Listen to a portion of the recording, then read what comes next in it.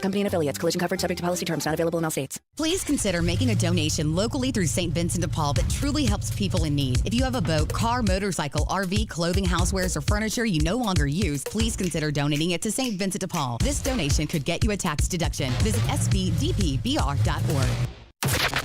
The Rock Station. Testing. 1, 2. Testing. Yeah.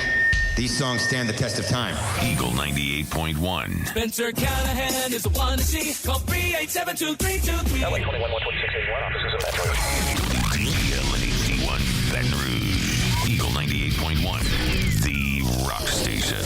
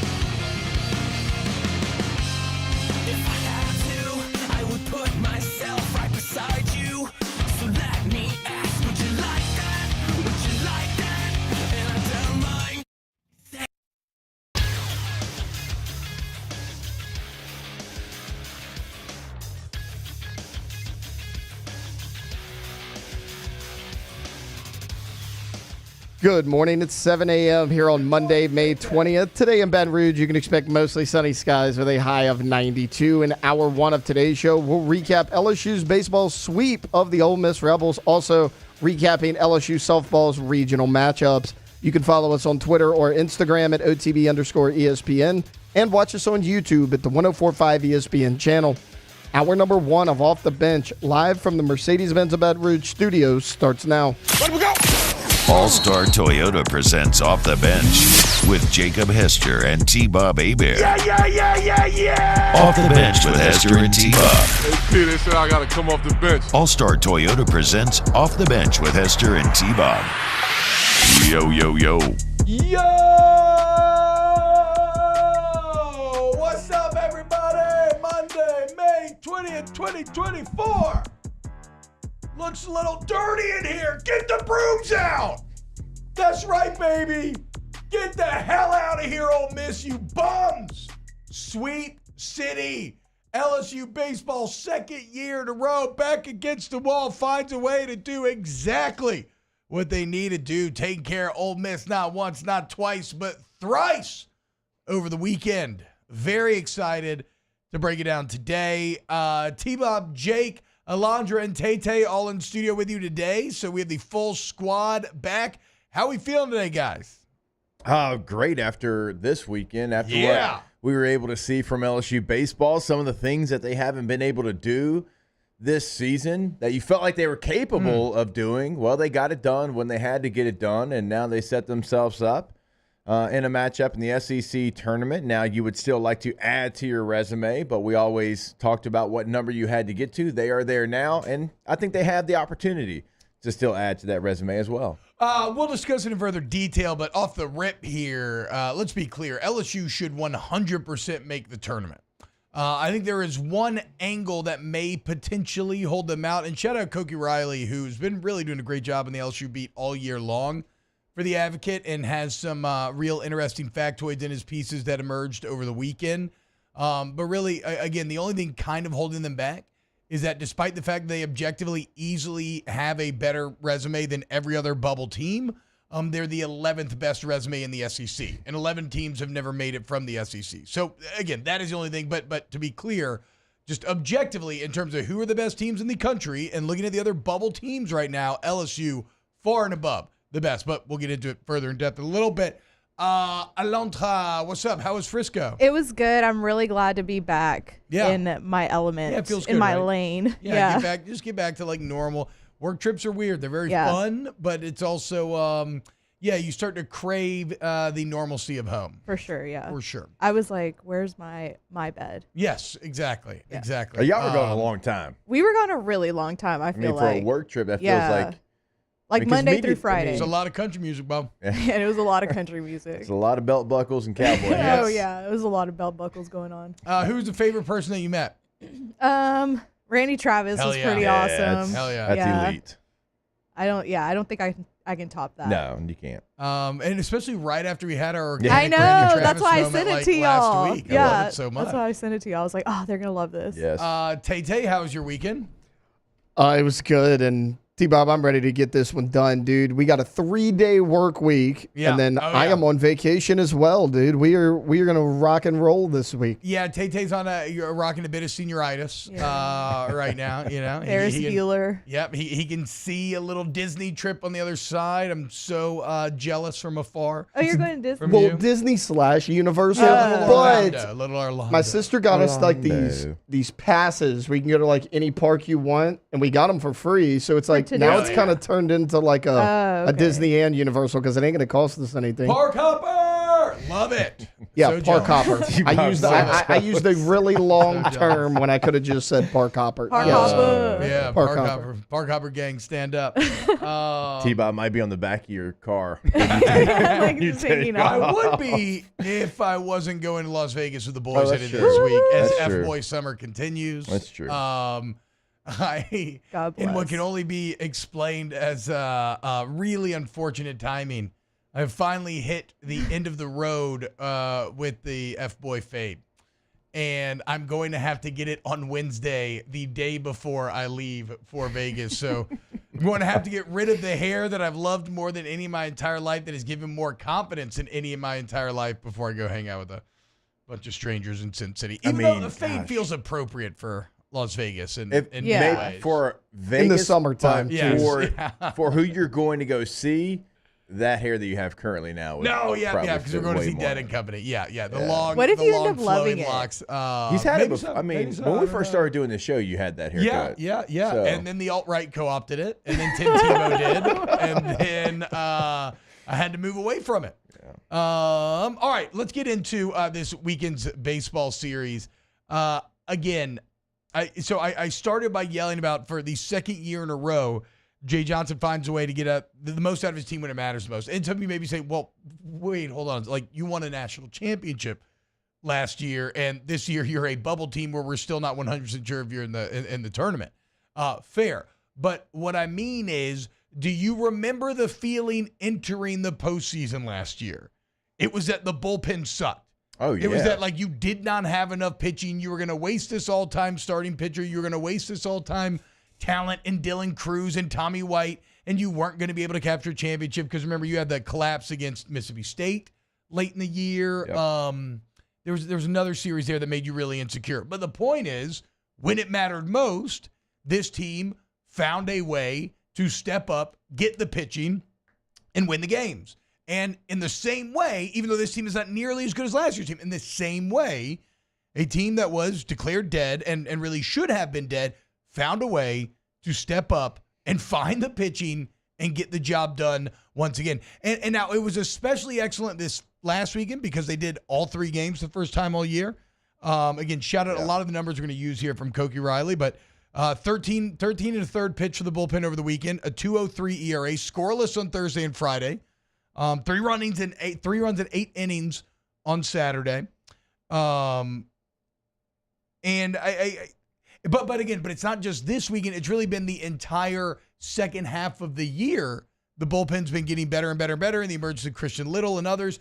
And then it just culminates in their best performance, yes, in a no margin of error weekend in which you had to win 3 games, and you win the first 2, 5-1, 4-2, before the bats step up and give you a little breathing room, mainly Tommy Tanks, giving you breathing room on game 3, so you had a little cushion finally to play with. But to me, I mean, there's a million headlines that we could pull, but it's just the peaking of this team in the face of adversity. When they had to have it, they do what they had to do, and it's the bullpen, it's Tanks, it's Gage jumping Luke Holman, it's a lot, but also it's a reflection of Coach Johnson and his ability to get his team to lock in at the biggest moments. Yeah, and a couple things here. They actually didn't get an opportunity to have the home field advantage that they would have if the weather would have been normal. True. On Thursday, because I was right next door, Jackson had a football scrimmage. They canceled that thing, and then there was a rain delay. I'm looking up. I'm like, man, there's a lot of people leaving the box right now. Yeah, it was empty. And, again, it was empty all game long. On Friday, they moved the game up to noon. I went and checked out a couple innings before off campus, and we took a big crew. And, like, we kind of could sit wherever we wanted. I mean, the box. It's tough, man. People got work. Oh, they got stuff. work, yeah. and it's on last minute. And it's noon on a Friday. It wasn't completely empty, but it wasn't what the box would have been on a Friday night against Ole Miss with everything on the line. Yeah, and they were able to create their own energy, which is very difficult to do. And so to see them go out there, they knew what they had. Coach Johnson talks about it all the time, but he certainly over the last couple of weeks about how they were approaching these last couple of series, and credit to them for being able to get that juice going, because they were locked in all weekend long when the box, because of weather, wasn't able to be locked in except for the last day. And also the second point, and I think somebody already pointed it out in the chat, they found their lineup. They have a lineup that looks like having Braswell right there at the top of that lineup. It feels like right there, Tommy White, Bear Jones, those three guys right now feels like a great combination. And so many times, T-Bob, and we fall to it in every level of baseball, we think of the leadoff hitter to be a certain mold. Baseball's kind of gone away from that a little bit. Like, Braswell's not going to beat many people on this team in a foot race. We understand that. But he's consistent. He gets on base. He has a very high average. He's been your most consistent hitter in SEC play. Let him be the table setter for White, for Jones, for others. And he was that all weekend long, and I think that is now what you'll see moving forward. Well, and you're getting some okay, well, Stephen Milam's been fantastic. Yes. On the back, he continues to be fantastic. His growth as a freshman is astounding, and it makes you so excited that you have Milam for 2 more years. Okay, so you know what somebody want to talk about, and maybe I'm bearing the lead here of like Tommy Tanks, but we can do Tanks next because we need to fully give him his roses as well. But is Alex Milazzo? I mean, even with the crucial error against Alabama, right, which obviously nobody took harder than him, is Alex Milazzo actually the X factor behind the rise of this team the second half of this season? And let's be clear, when I say rise, remember last year Tennessee started 5-10 in the SEC and they finished 10-5. Yeah. You basically did that exact same thing. You went 3-12 and then you finished 10-5. Okay, a 10-5 second half of the SEC season with a sweep, top 30 RPI, with a win over a series win over a team that was number 1 in the nation at the time. Like, again, stellar out of conference record. LSU should absolutely be in. But if you look at some of the bullpen's rise, it directly coincides with Milazzo being behind the dish. Hayden Travinski in a post-game, after Game 3, actually said as much, unbidden, talking about how it thinks it really helps just having Alex back there. And I don't know how to explain it through numbers because just his raw numbers don't reflect this, but he's a extremely clutch hitter. Like whenever he's got people on, and it's been since last year. Right. Whenever, and it's never anything dominant, but it's always just a solid at bat. Yeah, a single poke through, maybe a walk. I mean, we've been talking about waiting for the moment, the big. And there's been a lot of moments here recently, but like really the dominant moment. And to me, the Milazzo single with the bases loaded and the Braswell single with the bases loaded and the first pitch Tommy White grand slam was like it was almost like I had been holding my breath all season long, and I was finally able to just like, like finally, that's dominance. That's what we've been looking for all year long. And the guy that kicked it off was Alex Milazzo. Yeah, he's been very productive in those situations, and I'm glad you mentioned it over the last couple of seasons, not just this year, but he's going to give you something productive. Does he have the pop that Brady Neal has? No, he does not, but he is going to give you a better at-bat in those situations, and he's done it multiple times. And yes, a lot of people are going to point to what happened against Alabama. He owns that, moving on, and to be able to come back and have a series like he had against a really, a really pressure-packed situation, then that's who you want in there. And also what he does behind the dish and handling the bullpen, because he wasn't a guy that was starting a lot. And certainly like when he was coming in, it was more 8th, 9th inning situations to be a defensive replacement. He wasn't in there in the 6th, in the 7th inning when these bullpen guys are coming in for the first time. And so certainly something to point to. Shout out to the guy that's been like the ultimate LSU team player in Alex Milazzo. Always. Yeah, for years now. A leader in more ways than one. And again, it goes beyond just like intangible leadership. Again, a quantifiable impact on this team, both behind the dish and when he steps up to the dish. Okay, so there's still a lot more that I want to get into. We still got to talk about Tommy Tank's weekend. Really, Gage Jump and Luke Holman have quietly made themselves into maybe the best 1-2 punch in the entire SEC, which we could touch on that. I want to look at resumes, where LSU stands going into Georgia. All right, T. All that coming back, and you're gonna roll your eyes at this because I told this team I would do it every time they won a big tournament. If we're sticking with baseball, let's go. I told them I'd do it every time. Okay, and did I think that they would win this many tournaments? I didn't know, because this is my first time at this level of baseball. 5 games in 9 days, 2 tournament championships, another one for the 7U Lugnuts. 5 games in 9 days. 5 games in 9 days, 2 championships, 1 attraction, 1 in Zachary this weekend. 5-0 this weekend alone, and they played some really good teams. They played a team out of the West Bank. Hopefully that team didn't run into another obstruction on the way home. They played a team in the finals and the Nationals, really well coached, great baseball team, was down 7-3 going into the last inning. Score 5 runs, walk them off. Got another ring. Shout out to my man Reese, got MVP of the tournament at the bottom of the lineup. Became a table setter all weekend. MVP of the tournament at the bottom of the lineup. At the very bottom of the lineup. Monster mile action. Yes, sir. Lefty, too. I was talking to Bofa this weekend, and he was saying, dude, there's just something different about D's Lugnuts. There's just something different about this team. I mean, and look at him, another if tournament if win. there's ever a team that T-Bob Hebert can root for, it has to be a team called the Lugnuts, right? We can all agree there. By the way, they are sending you a hat. Yes, good. Give me a hat. I'm going to need one to hide the fade if I don't like it. All right, when we get back, let's continue to celebrate the weekend that was as your LSU baseball team sweeps Ole Miss. YouTube.com/1045 ESPN. If you want to get involved, hit the like button, hang out, get your comments and takes in there. We'll get to the best ones. And yeah, man, you got 3 hours of fun coming up. So flit in and out however you see fit. And we'll be back with more OTB on the other side. Off the Bench with Hester and T-Bob. ESPN Baton Rouge, New Orleans, Alexandria, and 1130 The Tiger. CentralPlumbing.org, CentralPlumbing.org, 925-8552. 925-8552 is the number. CentralPlumbing.org is the website. Central Plumbing's been at it for 50 years, guys. Again, 50. 5 decades in the game. Licensed, bond insured, excellent warranty coverage, flat rate pricing.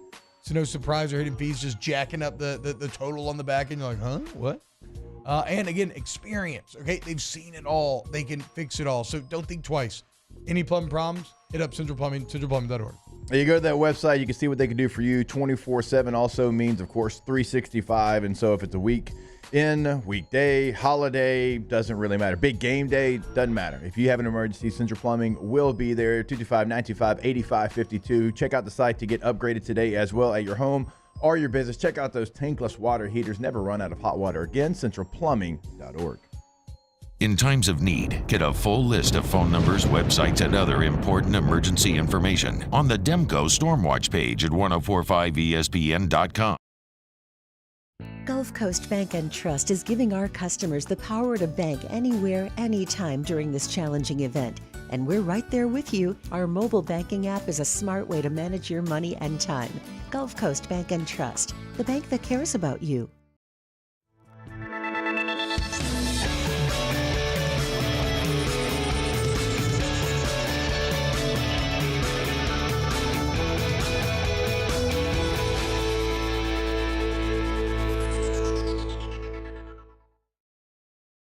Farming is a way of life for us. It's not something we get up in the morning and dread going do. It's just something we go to bed at night looking forward to getting up to go do. John Deere equipment is what we as farmers strive to have. It's in your blood, it's in your veins. It's just a part of who you are. Green is what we want to be in. The other tractors were acquired to patch it up to get to where you want to be. Where we want to be is in John Deere. Flip the switch and learn more about what it means to be powered by sunshine at sunequip.com. I've been doing business with Luba for 25 years. They're dependable, trustworthy. It's just the attention to detail with our clients. Our folks have years and years of experience. They're highly trained professionals, but many companies have that asset. What I'd like to think makes Luba a bit different is that we use those talents in a way that truly is dedicated to serving the needs of the folks who depend on us. There it is, the extra mile, on the border of expected and extraordinary for those willing to go further, like vans customized for work or play, with safety and tech to keep you connected, supported by a 5-star sales, service, and finance team, and backed by the 1-star you know. So go the extra mile. It's never crowded, because so few have what it takes to go there. Mercedes-Benz Vans.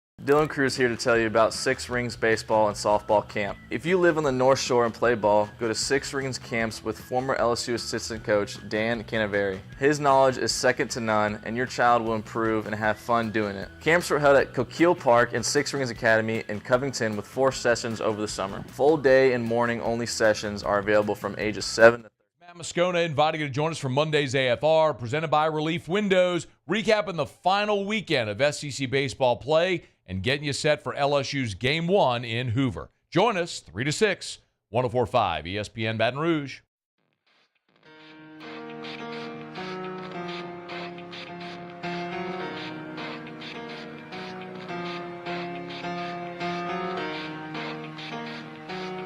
All-Star Toyota presents Off the Bench with Hester and T-Bob. ESPN Baton Rouge, New Orleans, Alexandria, and 1130 The Tiger. Sorry, Ole Miss. Doesn't even matter how hard you try. You're done. You bums. Take that, Mints. Lahoo. To her. That's what you get, Mints, from being from Louisiana and rooting for Ole Miss. Yeah, punk. So we got to talk about Tommy White. Tommy White was incredible this weekend. How many total bases did Tommy White end up with? Because I tried adding it up, and maybe I wasn't factoring in walks because I only came up with 20, but I'm pretty sure he had more than 20, at least listening to the broadcast this week. And so Tommy White ends the weekend 8 of 13, 3 home runs, 2 doubles, a triple, 7 ribbies, and one of the best bat flips of all time. As that is the only thing that bums me out, Jake, on an otherwise incredible weekend is, again, that because of the weather and all the weird timing of everything, that that building was not as packed as it, justfully should have been to send off one of the best to ever do it in the batter's box in an LSU uniform in Tommy White. And he was, as Lynn Rollins said this weekend, thanks for the memories. And Lynn was on fire, by the way, this weekend, guys. Shout out to Lynn, always. Hunt Palmer. Yeah, Lynn and Hunt were great together. Really good chemistry. I could tell Hunt was loving, Lynn has his lines. His Lynnisms. Yes. Or I was thinking like idiom. I was thinking like Lydium, maybe. Yeah. Okay, I don't know. And you could tell Hunt was appreciating them. One about he must have had his carrots last night after a big hit. I mean, after so watching a close pitch. Yeah, that's what it was. Yeah. And then he ground out. I was like, damn it, Travinsky, you just blew Lynn's line, dude. But yeah, no, whatever. It was. I mean, Lynn's remains the best. Thanks for the memories. Yeah, that was good. So to your point on Tommy White, again, went to the game on Friday, and it had been a couple series since we had been to a game, so it was good just to kind of see. You catch different things when you're actually at the game. And Liam Doyle was walking off the mound after Tommy White just, smoked another ball off him. And I saw him put his hand, and so Tommy White's kind of running in front of the mound. And Doyle, you can tell, smirks at him and goes, hey, chill out. And put his hands, like, pushed him downwards. He's like, hey, chill out. And then they both started laughing. Like, even, like, Doyle, like, he's a good pitcher. Like, he's like, hey, buddy. Ooh, give me that bat flip again, Taylor. Yeah, no, I mean, he was inevitable. He was Thanos this weekend. I mean, first pitch, grand slam, and one of the best bat flips I've ever seen. I mean, full-on karate chop. And what I loved about that at-bat specifically, Jake, is, like I said, you had the Milazzo, you had Brazel, you're feeling good. You're like, okay, Tank's up now. And when it comes off the bat, you know it's a good hit, but you don't. Yeah. But like, I knew it was out when I saw him walking. Right, because he knew, like you knew it was going to have a chance. But then when I saw him walking, I immediately started to yell, knowing that LSU's first SEC Grand Slam of the year finally got hit at the biggest moment. And at that point, you kind of knew it wasn't going to be Ole Miss's day. Yeah, and not many times, if ever, do you see someone able to pimp an opposite field home run. Yeah, you know what I mean? Like, that literally never happens. Typically, when you have something like that with a bat flip and you're watching it, I mean, you have pulled this thing and you can see it. It's down, and you know. To be able to do that, to hit a ball so far the opposite way, and that's what makes him so unique. And I'm not throwing unique out there lightly. I don't know anybody that has power to all parts of the field in college baseball. And I know there's people with more home runs. Look, I know that. I know what Condon's doing in Georgia. I know what Cags is doing in Florida. Doesn't matter. To all parts of the field, the power that Tommy White has, I mean, that's what makes him so attractive in this upcoming MLB draft. His defensive improvements as well. I mean, he's going to be a high draft choice. We all know that, but it's because he can use every inch of the baseball field to hurt you. Yeah, I mean, Hunt would know. I think Hunt called him this weekend, almost assuredly. Maybe he said like I can't remember the exact verbiage, but yeah, the best opposite field hitter in LSU history. Potentially, especially with like you said with power. I've never seen anything like What's it. the seventh all-time T? Is that what? So he's top 10 all-time in home runs, but what he did is he became the 7th player in college baseball history to have 3 seasons of 20-plus home runs. So maybe First LSU player, maybe. I think because I thought Hunt and them were going through the names like Cressy and other names. Yeah, they're trying to work through it. There.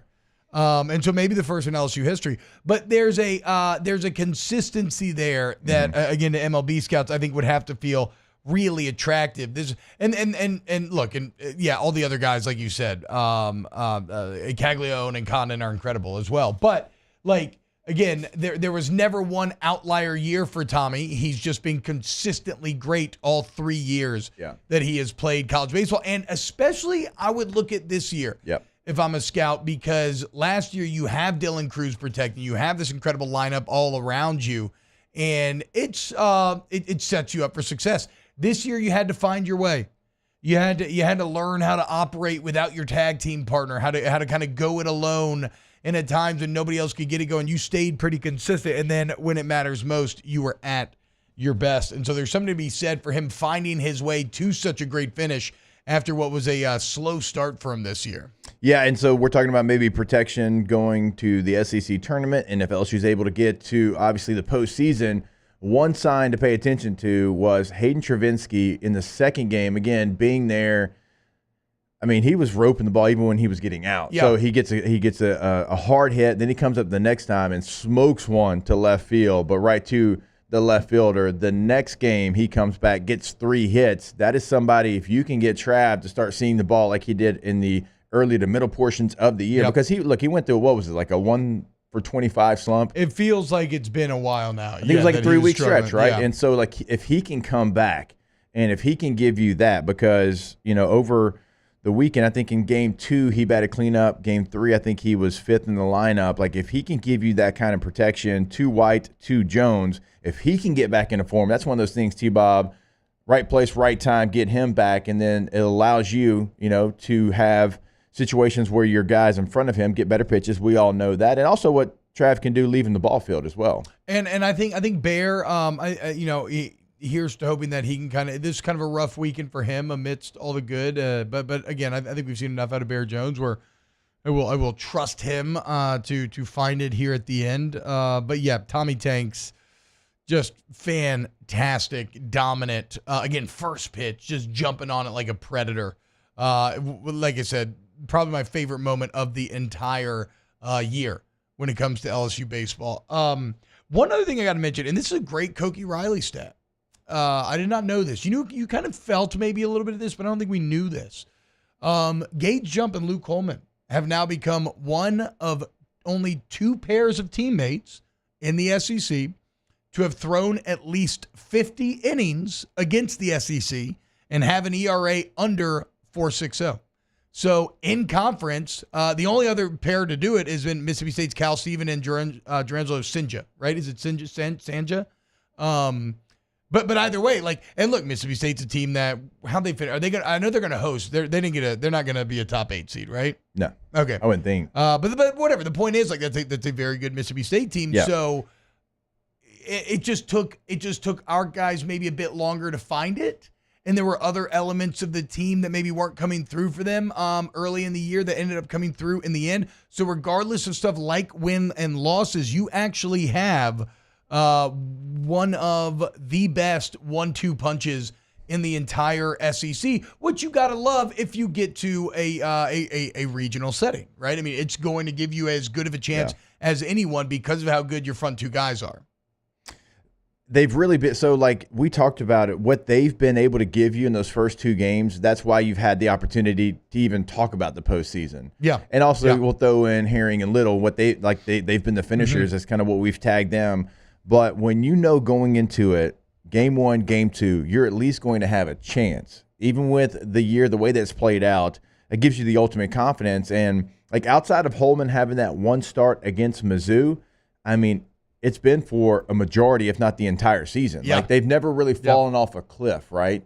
And they've just stayed there at the top of that rotation. And that's what makes it like if you just had the Thatcher herd that you thought you were going to get, I mean, you would have had 3 guys rolling out there that you would have felt really good about. Because think about game 3 situations. If you would have just had somebody to give you 5 innings every Sunday, 5 innings, give up 3 runs type baseball, like you feel like you're in a completely different situations. But let's don't reflect on that. Let's reflect on what we're talking about, those first 2 guys right there. And if you get into a regional, they're going to give you every single opportunity, regardless of where you go, who you play, to be competitive and have big moments to take that game.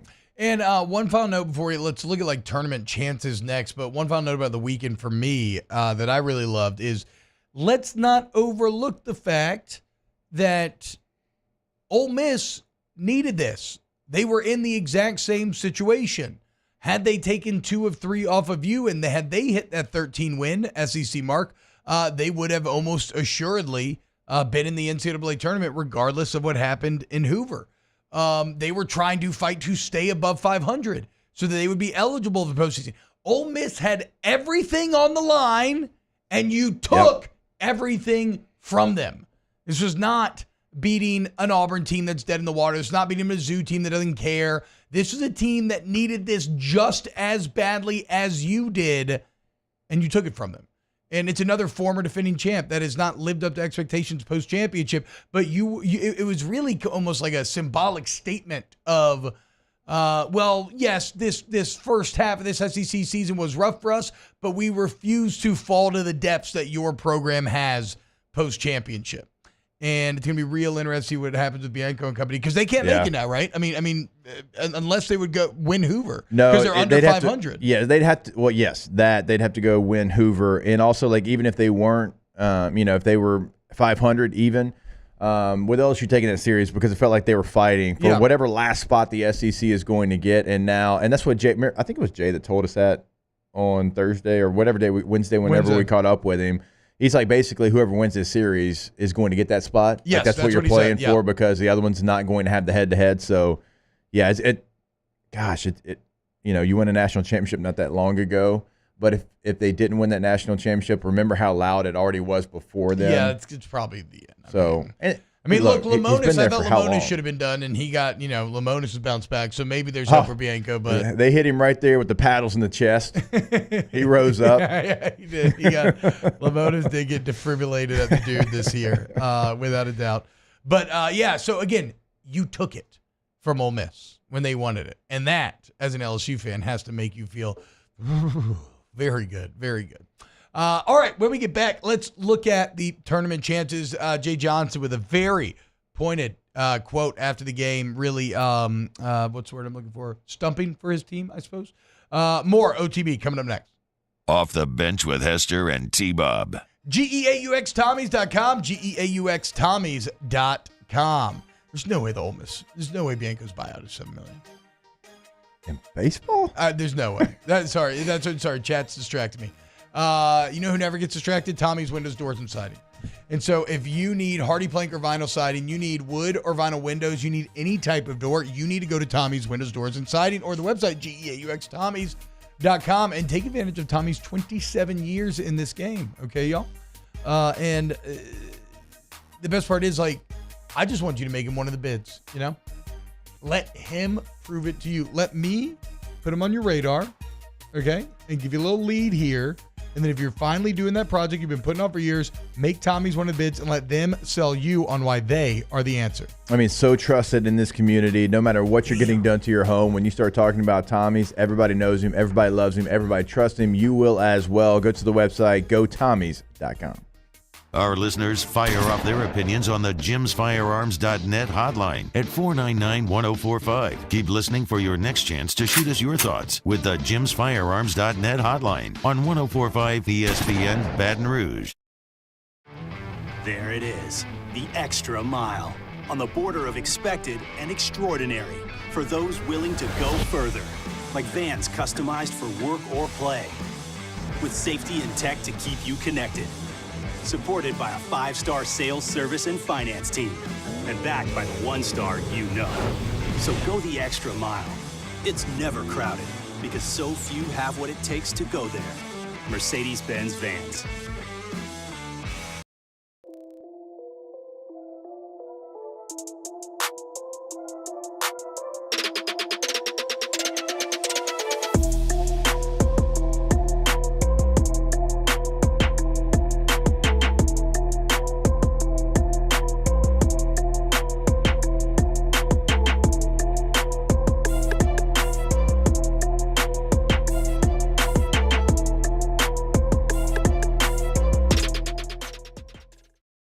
Electricity is all around us, and our families depend on it.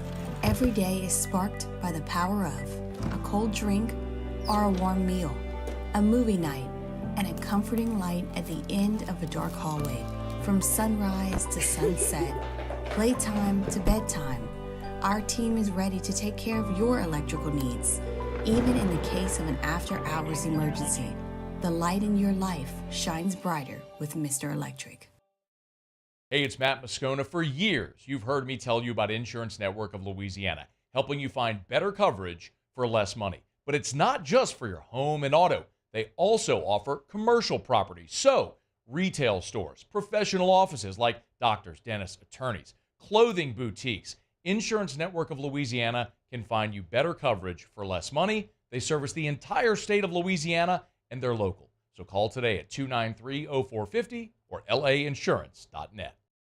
Yo, Jake here from my friends over at Community Steel Company located in Gonzales, Louisiana. The local place you can turn to for all of your metal building needs.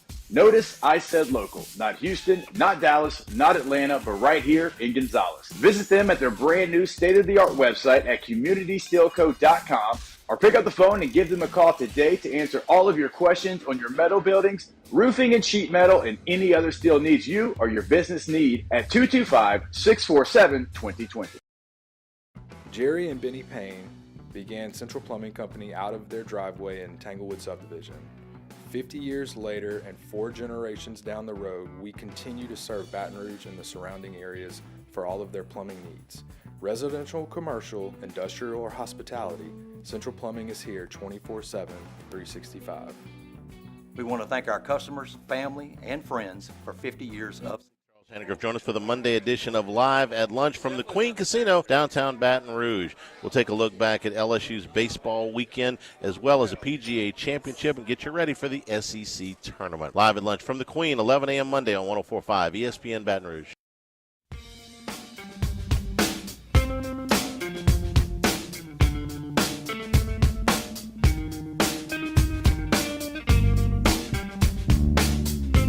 All-Star Toyota presents Off the Bench with Hester and T-Bob. ESPN Baton Rouge, New Orleans, Alexandria, and 1130 The Tiger. Yeah. Okay. Welcome back. OTB. Suck it, Ole Miss. Hey, you suck. All right, sorry. Welcome back, OTB. We're in a good mood, obviously. Tigers sweep Ole Miss over the weekend. Take everything that they thought was theirs. Absolutely love it. Again, I said it off the jump. I really don't. Okay, I'm just gonna read you what Koki wrote in the Advocate today, verbatim. Here it is. Actually, let's start with the Jay Johnson quote. Here is what Coach Jay Johnson had to say after completing the sweep, talking about the Tigers' tournament chances. This comes from Jacques Doucette, I believe. This comes from Jacques Doucette. Here it is. I don't think there's any doubt whether there's no doubt we're one of the top 10 to 15 teams in college baseball. So like that is not even debatable. If we lost today, you could start peeling it back and finding a reason and give the committee an excuse to not put us in. There's no excuse now. Like this is one of the best teams in the country. So Jay Johnson making no bones about it. And it is interesting to hear him say if we had lost today, you could start to kind of give them excuse. Because I read a great article the other day about how, how did we decide that 13 was this magic number? Yeah. And it kind of went into the analytics. And this was just a national writer. This wasn't even about, this was not an LSU writer. But just about, how objectively a lot of the metrics say that even if LSU's at 12, that, they're still probably good enough. But whatever. The point is, we have agreed as a society that you have to at least hit that magic number 13. LSU did that. And so here is what Koki wrote. Where does LSU stand on the NCAA tournament level after sweeping Ole Miss? D1 Baseball and Baseball America listed James Madison, Virginia Tech, Indiana, UCF, St. John's, Louisville, Illinois, Northeastern, Utah, Cincinnati, and Maryland as non-SEC teams projected to either be among the first 4 teams out or the last 4 teams in. So everybody just named are bubble teams. Right. Continue the quote. After LSU sweep this weekend, the Tigers are ahead of all but one of those teams in RPI. LSU now top 30, right at 30. Northeastern checking in at 29. None of those teams I just named have more wins against quad 1 teams than LSU does. Louisville is tied with 7. Additionally, heading into Sunday's games, they were in front of all those bubble contenders in KPI. They're top 25 in the country in KPI. So here's what KPI is. KPI, like RPI, ranks each team's resume across the country. But instead of valuing every win the same as RPI does, KPI rates every team's win and loss on a point scale that factors in the score of the game, the location, strength of opponent, among other factors. So KPI looking to be a bit more of a nuanced look or more of a sign of how good you are actually. Like an away win against a great team will count for way more than a home win against a bad team. And RPI doesn't. The point of that is the committee in January said they're factoring in KPI nowadays. So you have a top 30 RPI, you have a top 25 KPI. You're 10-5 in the second half of this SEC season. You have more quad 1 wins than any of those other bubble teams. You're ranked ahead of all those bubble teams. Again, there is LSU should 100% be in the tournament regardless of what happens against Georgia on Tuesday. Yeah, and I'm right there with you. And now you start to look at maybe where they would go, because I firmly think they're that much in because of all the things that you just said. And, look, you go back a week ago, Baseball America, they're first 4 out, but I think they have jumped those teams. And I'm not throwing shade at all the teams you just listed there, but none of those teams are LSU. No, yeah, exactly. None of those teams are the defending national champion. None of those teams have non-conference wins like LSU does. Look, Texas, that win looks different now. Texas has hit their stride. They're firmly a top 25 baseball team. ULL is a top 25 baseball team. Those are non-conference wins that you've picked up over the year. And so even if it shouldn't matter, I still think, I've said it for 6 weeks, the 3 letters across your chest are going to go a long way, but I don't think that even has to matter here because of the resume. And now you're trying to figure out, because last week, Baseball America had actually an SEC team in South Carolina head out west to Santa Barbara. And I wonder if that could happen. Could you be a 3 out in Santa Barbara? You be feeling good at that Santa Barbara weather, Bo. I wouldn't hate that either. Summer is here. One of the weekend takeaways is that summer has moved in to stay. You son of a gun. I did not miss you that much. There is a sick part of me that does crave the overwhelming heat, though, the older I get. It's just very much like a us versus them thing where we can handle it and others can't.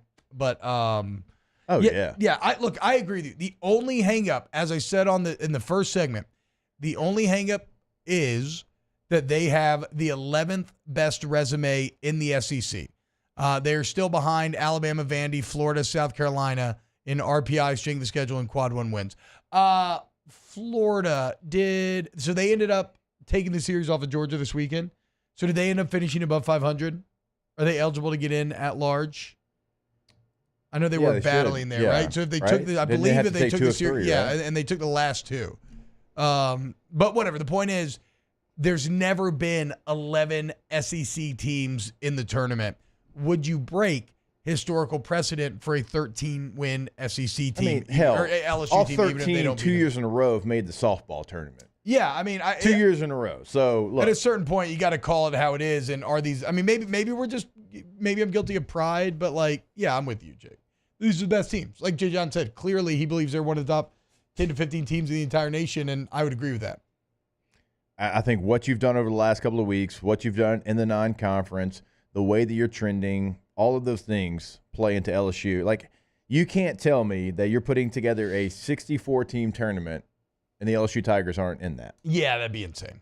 I agree with you. Again, 10-5 in the second half of this SEC season, damn near 5 series wins in a row, and the brand and everything else.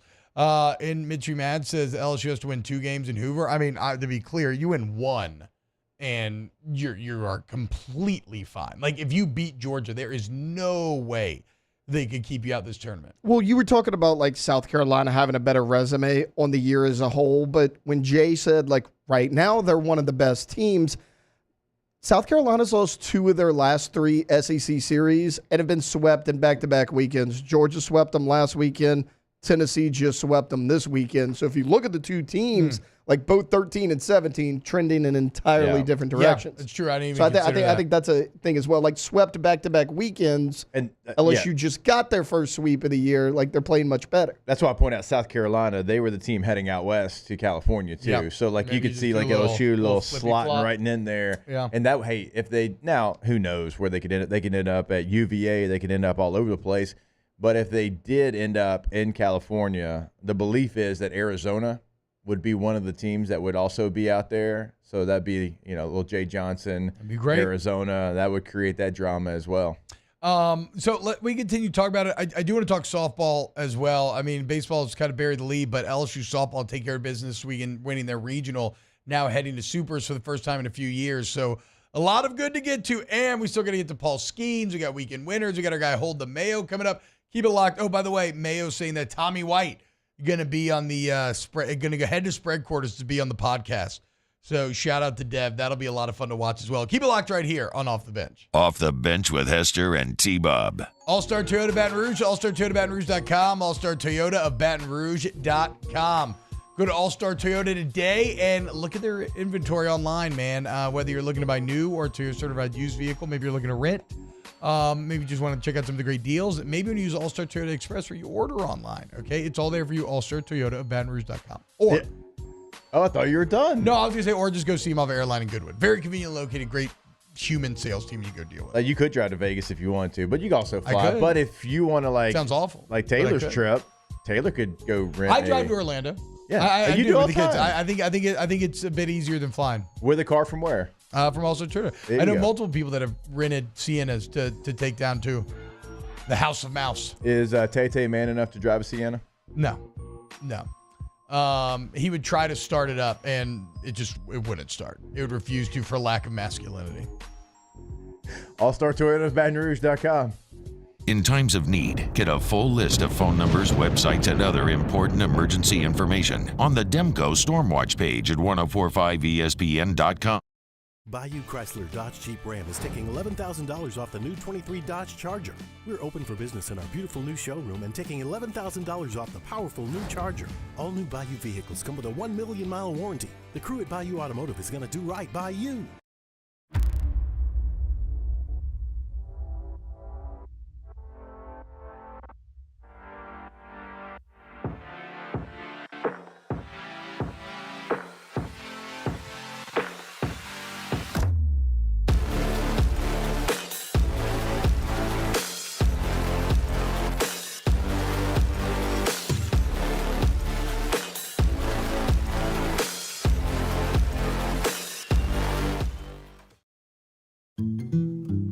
Power up your next project with John Deere Deals by Sunshine.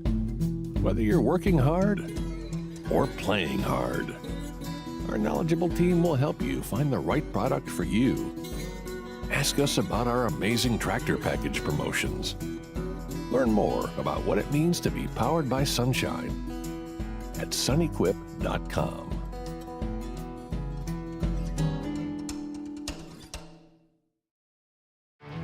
There it is, the extra mile, on the border of expected and extraordinary for those willing to go further, like vans customized for work or play, with safety and tech to keep you connected, supported by a 5-star sales, service, and finance team, and backed by the 1-star you know. So go the extra mile. It's never crowded, because so few have what it takes to go there. Mercedes-Benz Vans. I've been doing business with Luba for 25 years. They're dependable, trustworthy. It's just the attention to detail with our clients. Our folks have years and years of experience. They're highly trained professionals, but many companies have that asset. What I'd like to think makes Luba a bit different is that we use those talents in a way that truly is dedicated to serving the needs of the folks who depend on us.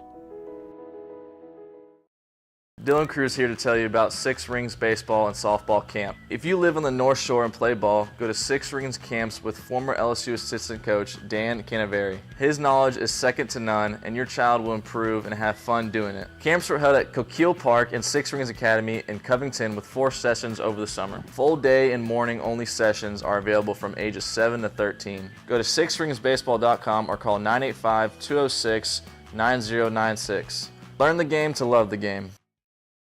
Gulf Coast Bank and Trust is giving our customers the power to bank anywhere, anytime during this challenging event. And we're right there with you. Our mobile banking app is a... Join me for a Monday edition of the Hunt Palmer Show presented by Gulf Coast Office Products. As LSU on the NCAA tournament bubble. We'll get you ready for the SEC baseball tournament. Hunt Palmer Show 1 to 3 weekdays, 104.5 ESPN Baton Rouge.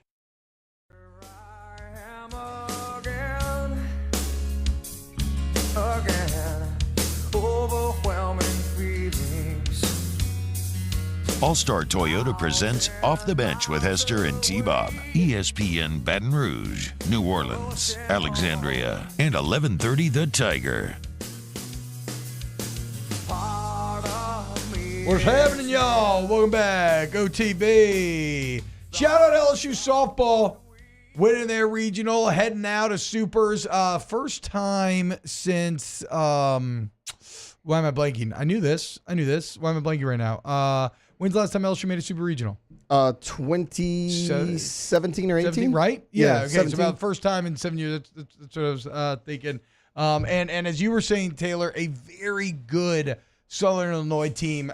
They really dominated to emphatically kind of no questions asked send them into Supers. Yeah, so I was working the game yesterday. They actually ruled them yesterday in the final game. They won 9-0 in 5 innings.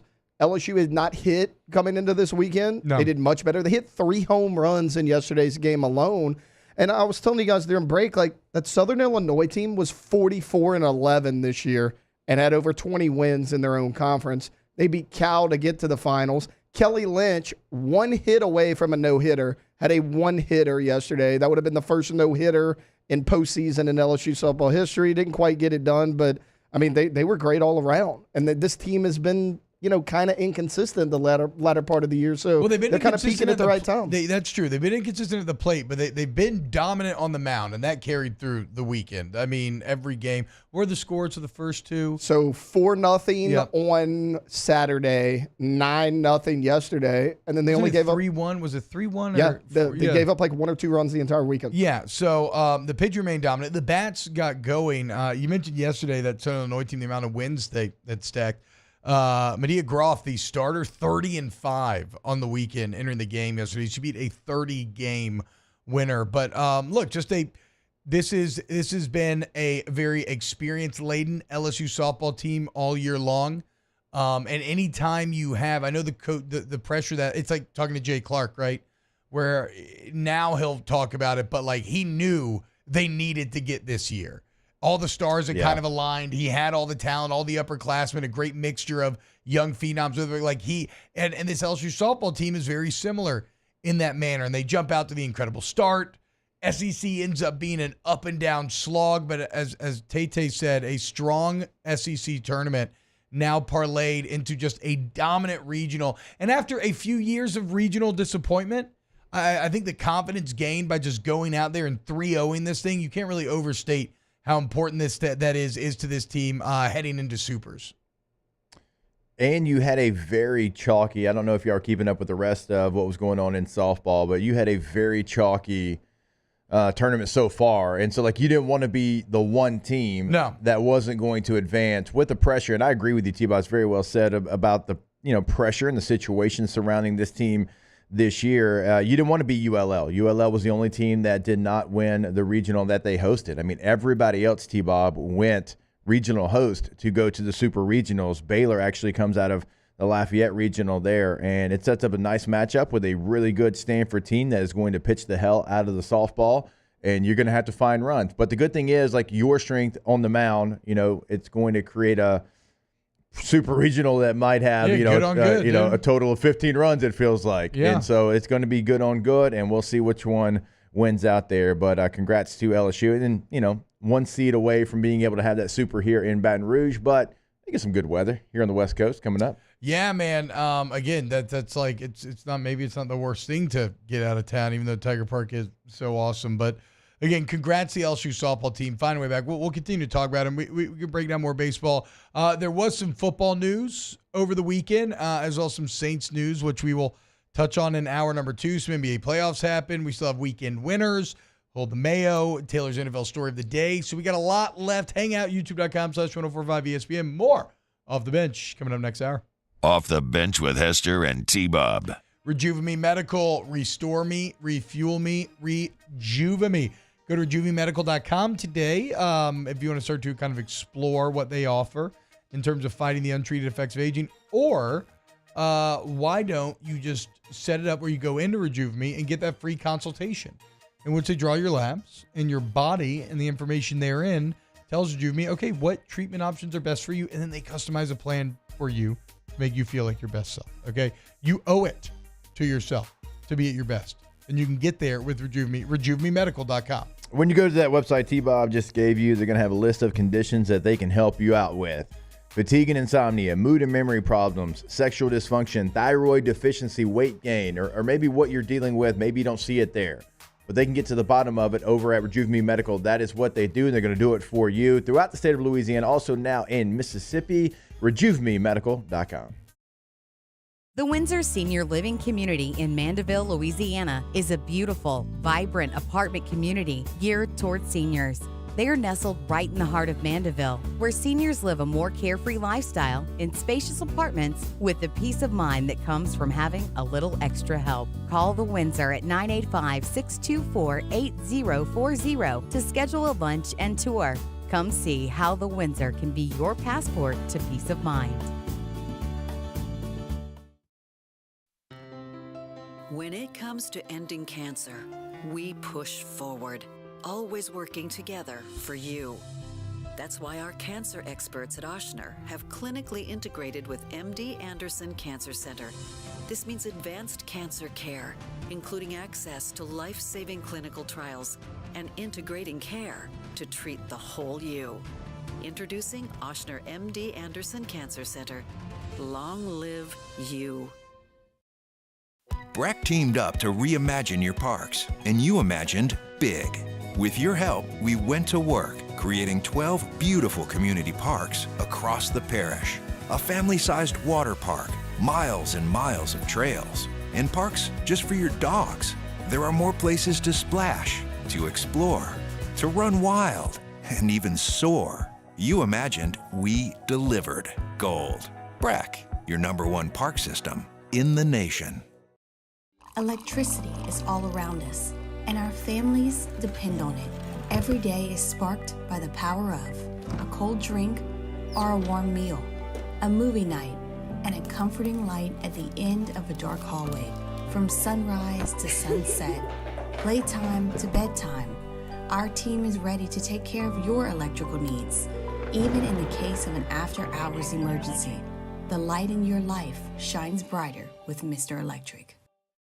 Hey, it's Matt Moscona. For years, you've heard me tell you about Insurance Network of Louisiana, helping you find better coverage for less money. But it's not just for your home and auto. They also offer commercial property. So, retail stores, professional offices like doctors, dentists, attorneys, clothing boutiques. Insurance Network of Louisiana can find you better coverage for less money. They service the entire state of Louisiana, and they're local. So call today at 293-0450 or lainsurance.net.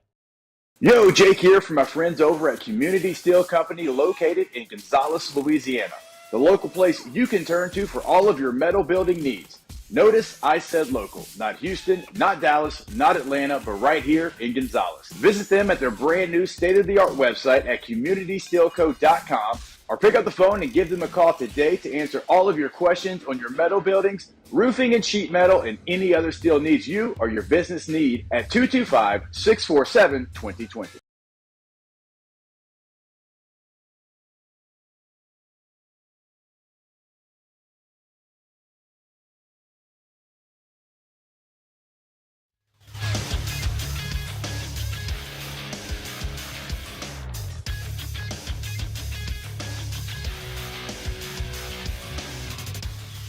Good morning. It's 8 a.m. here on Monday, May 20th. Today in Baton Rouge, you can expect mostly sunny skies with a high of 92. In hour 2 of today's show, we'll continue to talk some LSU baseball, some NBA playoffs, and a whole lot more. You can follow us on Twitter or Instagram at OTB_ESPN and watch us on YouTube at the 1045 ESPN channel. Hour number 2 of Off the Bench, live from the Mercedes-Benz Baton Rouge studios, starts now. Let we go! All-Star Toyota presents Off the Bench with Jacob Hester and T-Bob Hebert. Yeah! Off the Bench with Hester and T-Bob. Hey, P, they said I got to come off the bench. All-Star Toyota presents Off the Bench with Hester and T-Bob. Yo, yo, yo.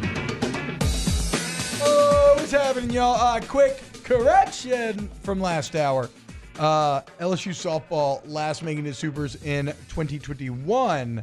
Last making it to the College World Series in 2017. So got our wires a little crossed there. Either way, after a couple of years of regional disappointment, really loved seeing this team, which has been one of the best teams in the entire country all year long. Just handle business, and now marching out west to take on the Cardinal. See who see if they can get it done, man. Coming up on this hour of OTB, again, we're going to get into some of these football stories from over the weekend as Talise Fuaga may be switching positions. We got some more Kool-Aid McKinstry information. Conference finals set now in the NBA. Jake, see, look, aren't you glad you're not a Knicks fan, dude? At the end of the day, dude? Look. Oh, after yesterday? Yeah, that's what I'm saying. Yeah. Look, man, it's all good. Nothing. You're not missing out on anything. The Look, Knicks end up the same place. I have not wavered. I know that is true. You have not wavered. Look, I didn't start saying, "Oh, okay." I got to be honest too. I did not have the T-Wolves pulling this thing out with the rhythm of that series. Did you have a chance to watch any of that? No, I did not watch. I did not watch any of the games last night. I mean, Denver literally had them on the ropes, about to throw out the knockout punch, and Minnesota just kept taking jab after jab after jab, and they got it a little bit closer and a little bit closer, and then they became the aggressor. And it was like one of those classic boxing matches where the guy that's just been beat to hell for like 9 rounds just finds his second win and finds his legs, and then they become the aggressor. And Edwards actually played pretty poor. Like, that's the thing that's encouraging if you're a T-Wolves fan. Other guys around him picked. Nas Reed was huge in this game. So crazy how good Nas Reed has ended up being, man. I mean, 6th man of the year in the entire NBA. Yeah. He comes in, a couple of their bigs got into foul trouble. He comes in against Joker and really put the clamps on him. I mean, during the biggest stretch of the game, Nas Reed was the best player for the T-Wolves for the entire fourth quarter. That's not just this series. So the series before, Nas scored 16 points. 14 of those 16 were in the fourth quarter in their first round series. I mean, he's a guy that they go to. And to your point about Anthony Edwards, people don't mention this enough. His defense has been phenomenal in this playoffs. Everybody's like, oh, well, he guarded Jamal Murray, and Murray had 35 points. He only guarded him in the second half. Murray had 7 points when guarded by Anthony Edwards. He had over 30 against everybody else. I mean, his defense has been incredible. So to your point, even when he doesn't shoot, you got guys around him that can score, and his defense is good enough to where he can still make an impact. That's going to be a hell of a series. Mavericks, T-Wolves, Luka versus Edwards. They're going to be going, I mean, shot for shot. It's going to be high intensity. That more than the Eastern Conference, because the Pacers are fun. I like the way the Pacers play, but it feels like the Celtics are inevitable. Yeah. But over in the Western Conference, that feels like 7 games to the death. Like, we are going to, everything we've got is going to put into every single game. I mean, kind of insane to, in what was a historic year for the NBA Western Conference, right? I mean, a year where 49 wins has you in the play-in, something that would never happen on any normal year. Who in the hell had the T-Wolves and the Mavs? Maybe the Mavs especially, right? Yeah. T-Wolves a bit more understandable, but who in the hell had Mavs T-Wolves out of a historically good Western Conference to go to the NBA Finals? Everybody, right? Yeah. We all had it that way. I mean, big Luka comeback for Kyrie, dude. Yeah. Luka and Kyrie didn't look like it was going to work. Kyrie reputation, I kinda saw weekend the Winner. Mavs. What's that? I kind of saw the Mavs. That's because you're from making it. Texas. Yeah, that's just your Texas And bias Luka. showing. But I mean, I just didn't. I mean, even at the beginning of that Thunder series, I thought like, well, yes, the Mavs have more superstars, but top to bottom, the Thunder or the superior team. Well, the Thunder win by, 15, 16 in game 1? Yeah. And you're like, okay, here it comes. And then, I mean, that series didn't even go 7 games. You know, and it's great because I thought, I mean, that Thunder team, they're young, dumb, and full of confidence. But I thought that, I thought that was going to carry them through. And then I had you a little scared there, Jake. So scared. And I don't even think it would matter if you did, but I just I don't think you could say that. We might be able to. I don't even know. So I don't know if the SEC exists. But my God, you scared me. But I mean, but again, Kyrie Irving, it's kind of crazy, man. Somebody who, we all thought was like not a good team guy. Yeah. Couldn't maybe be a part of a winner anymore. Like definitely has in the past, but like felt that he had kind of lost his way. Boston was doing great without him. He kind of struggled to, the whole Nets sojourn was an absolute disaster. But I'll be damned if him and Luka, an odd pairing, haven't really found each other down there in Dallas. And he's at a resurgence. So the weird couple thing, of role players that fit in nicely, but credit to them too. I saw something the other day. Luka is undefeated in his career in closeout games in the playoffs. Isn't Kyrie as well? Oh, that's what I meant. Kyrie. Yeah, he's like 11-0 or something insane. 11-0 in closeout games in the playoffs. He's never lost a game where the series is like been able to be clinched by the team he's on. He was on the Cavs team. Yeah. That went 3 straight against the Warriors. Yes. Yeah. No, he was. I mean, and to be clear, he made a lot of those big stuff. So again, I'm not saying that Kyrie has never been a winner because he obviously has, but I do feel like we all thought that he had gotten too out there mentally, too much of a distraction, and that he couldn't be a part of a winner anymore. And well, they obviously proved that very wrong. Well, he couldn't be a 2. He wasn't willing to be a 2. That's what we all thought. Like, remember, he was the 2 to LeBron James, and he's like, no, I don't want to do this anymore. Like a year after winning the playoffs, or the finals, he's like, I don't want to be the 2 anymore. I want this to be my team. Yeah. He goes to the Nets. Him, KD, Ben Simmons. That doesn't work out for obvious reasons. He comes here and he's willing to take that back seat. Now he still hits big time shots, but like Luka's running the show. he's such a good number 2. And then the young guys like a PJ Washington, Derek Lively, like guys that you didn't really hear of before this season are stepping up in a big way for the Mavericks. Alondra, I'm going to ask an ignorant question here. What happened in the fight game over the weekend? Usyk won over Tyson Fury. Really? So you called it. You nailed it. I won some money again. But I mean, even your breakdown of the fight, listen to Bad Corner Advice. She told you that she thought that Usyk was going to take it. So what does this mean for Fury then? They have a rematch clause. So probably in October, they're going to do a rematch.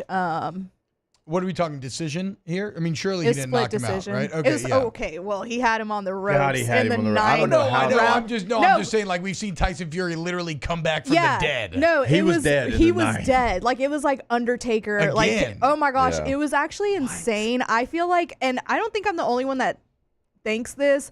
The ref wouldn't have been wrong to call that fight right there. I mean, and like he was outstanding. Yes, it was insane. It also shouldn't have been split. It should have been a unanimous decision. And honestly, one of the best fights that I've seen in a really long time. Like, they are both greats in the sport of like boxing, especially in the heavyweight class. So it was good. 10 out of 10.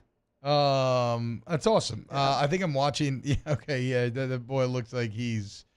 Oh man, how is he standing up? That's what I'm saying. He was out, but he was standing up. I don't know how. He got kind of saved. God, dude. Yeah, the ref definitely could have called that. Yeah. Anyway. My heart was pounding whenever like he was about to call, because I also put another bet on the knockout line. So I was like, my heart was like, oh my God, please call it, please call it. Okay. So sorry, I didn't mean for this segment to just go into random national updates, but here we are.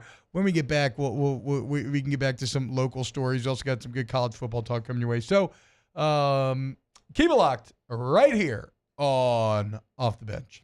Off the Bench with Hester and T-Bob. ESPN Baton Rouge, New Orleans, Alexandria, and 1130 The Tiger.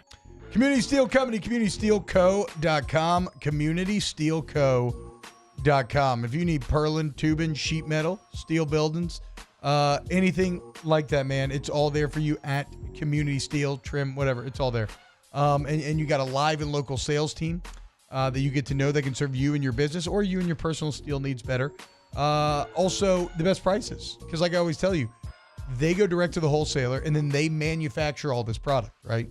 So there's no middleman jacking up the price on the back end. It's one reason why all these other national steel companies are mad at them, because they're disrupting the industry a bit. A little tech term. Community Steel Company, CommunitySteelCo.com. Yeah, when you go to the website, as T-Bob said, like, you can give them a call anywhere in our listening area. But also, if you want to go see them in Gonzales, Louisiana, right there, top right corner of the website. Click on that. It's going to show you exactly where they're located. They've already been there for over an hour right now waiting on you. Go see them today, CommunitySteelCo.com. Our listeners fire off their opinions on the JimsFirearms.net hotline at 499-1045. Keep listening for your next chance to shoot us your thoughts with the JimsFirearms.net hotline on 1045 ESPN Baton Rouge. Bayou Ford has the new inventory to get you in a new Ford truck or SUV today, or customize your next vehicle just the way you want it. All new Bayou Ford vehicles come with a 1 million mile powertrain warranty. The crew at Bayou Ford is going to do right by you. Jerry and Benny Payne began Central Plumbing Company out of their driveway in Tanglewood Subdivision. 50 years later and 4 generations down the road, we continue to serve Baton Rouge and the surrounding areas for all of their plumbing needs. Residential, commercial, industrial, or hospitality, Central Plumbing is here 24/7, 365. We want to thank our customers, family, and friends for 50 years of success. And looking forward to 50 more.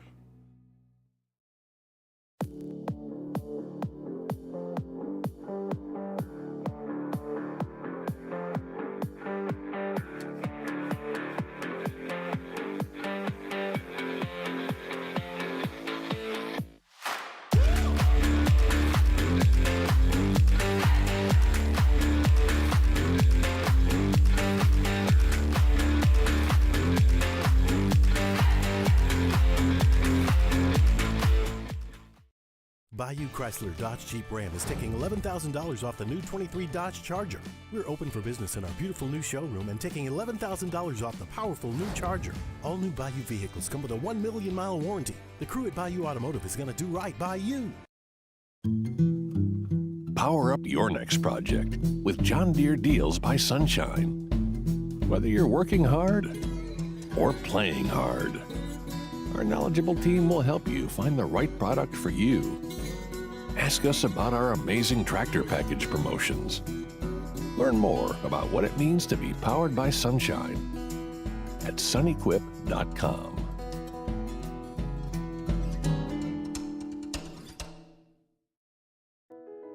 I've been doing business with Luba for 25 years. They're dependable, trustworthy. It's just the attention to detail with our clients. Our folks have years and years of experience. They're highly trained professionals, but many companies have that asset. What I'd like to think makes Luba a bit different is that we use those talents in a way that truly is dedicated to serving the needs of the folks who depend on us.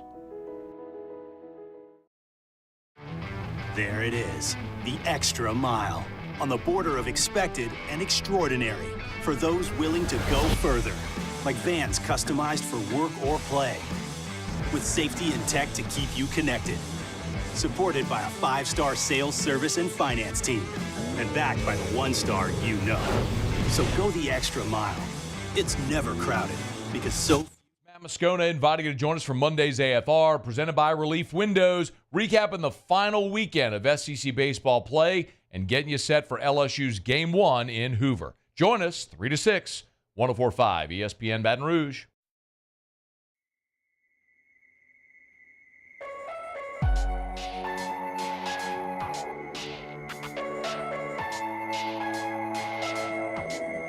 All-Star Toyota presents Off the Bench with Hester and T-Bob. ESPN Baton Rouge, New Orleans, Alexandria, and 1130 The Tiger.